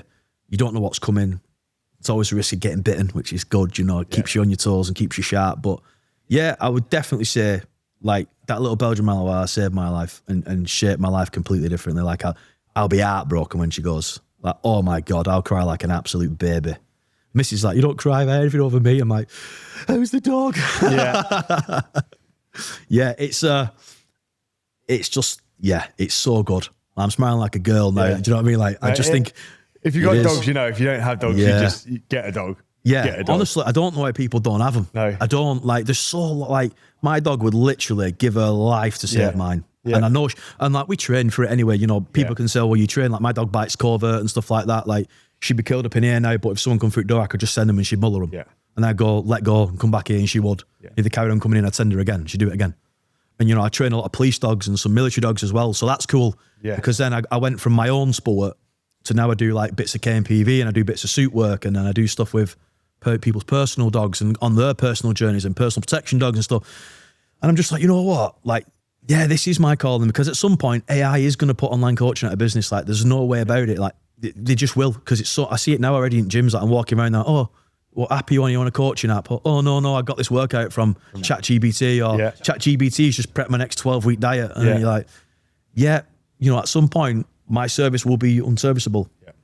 No one will want it. And I might as well build something now that's mine. And if I'm being honest, something that no one can take away from me. Yeah. That's one thing I learned from that whole gym thing last year, that there's no point, like, you need something that is yours. Because to invite other people in at some point, you risk that. You risk losing it. And like, I probably will lose my half the gym. Like, they're bankrupt and stuff now, and that's a bitter pill to swallow. But it won't stop me helping people, but it would probably stop me going into business with other people, or at least, But yeah, learning curve. But I'm not bitter about it. There's no point being like, and like I said before, I'm one of these. It doesn't change anything. The only person that loses out being bitter and angry is yourself, isn't it? Yeah. It's not right, but I just try and be one of those people that if I can ground everything back down to it being my fault, I can be accepting of that. Yeah. Like today, why didn't you check? Do you know what I mean? So we turned up 672 hours early. Yeah. Keen. If you're not early, you're late. 5 minutes before. Big shout out to our Fraser recording this. He was in bed. Sorry for he was in bed. Luckily, he never has days off either, so we're quite lucky with that. The stars aligned though. It was meant to happen. This wasn't it? And also, you travelled like 5 hours to be here. Had to stay overnight. We do everything we can to make sure we got it done. And I still come up wrong day. And it's, But, the logistics behind being here at the wrong day was just so large, actually, and I've achieved it. But I just try and bring everything back down to me, and that's one thing I put into, like, I'm a sergeant down at my local cadets, and one thing I put into the kids is like about citizenship. Like, you did 20 years in the Roman military, and then you were a citizen. Until that point, you weren't. And like, you need to be about something bigger than yourself. You need to give back to your community. And a big part of that is take ownership of your problems. And even if it's not your problem, if you can find a way of, this has happened because I've done this here. And if you can solidify it into that little point, it's easier to move on from. It is easier to, like, I would still now be sat in my house in my pants, probably a lot fatter than I am, mourning because someone had nicked my business. Yeah. If I wasn't the person that I am, I was going, you know what? Shouldn't have trusted him. You took your eye off the ball because you were, at the dementia hospital all the time, your granddad. You should have made sure that you were switching your shifts and not just doing 6-12, so then you could have seen what were going on. Yeah. But you didn't. That's your problem. We take responsibility from that. This is how it is now. You play with the card you dealt. Absolutely. I was just about to ask you for a piece of advice, but I think you've just done it yourself. Yeah, so I think that would be it. Brilliant. I think, if you can bring everything back to the focal point of anything that goes wrong, if you can find out a way where you caused that, it's much easier for you to be able to accept it and move forward from it. It's when things are completely out of your control, especially for veterans. We don't like not being in control of our surroundings and all that kind of stuff. And, 5s and 20s and that. If you can literally control everything and go, you know what? That's my fault because of this. This is my fault. Next time I won't be in this position because I will not do that again. And then like I said earlier, you've got to fail. If you don't fail, you don't learn. Yeah. But you fail and fall forward. Absolutely. Take something from that and move on with it. And that's what I try and do. And I try and not let it impact me. And don't get me wrong, mate. Like, I'll sit at home some nights and I'm like, I could just kick the door in and kill them. Yeah. But what will they achieve? Because then I'll be back in prison and I'm still good looking. As well, to touch on that, it's important to not block those thoughts out as well. That's when you start causing issues. Yeah. If you ignore them and you're like, I'll box out, like, you got to let them negative, bad thoughts be there. You got to allow them to come in. Yeah, but I'm not going to do that. No. That's fine. It's a massively important part. Yeah, we're not animals. We don't do that anymore. No, absolutely. Right, man. Thank you for having your 10-hour round trip to be here. Really appreciate it. Thank you for your service. Thank you for everything you do for the veterans community now. It's been a pleasure. Cheers, mate. Cheers. Thank you very much. Thank you.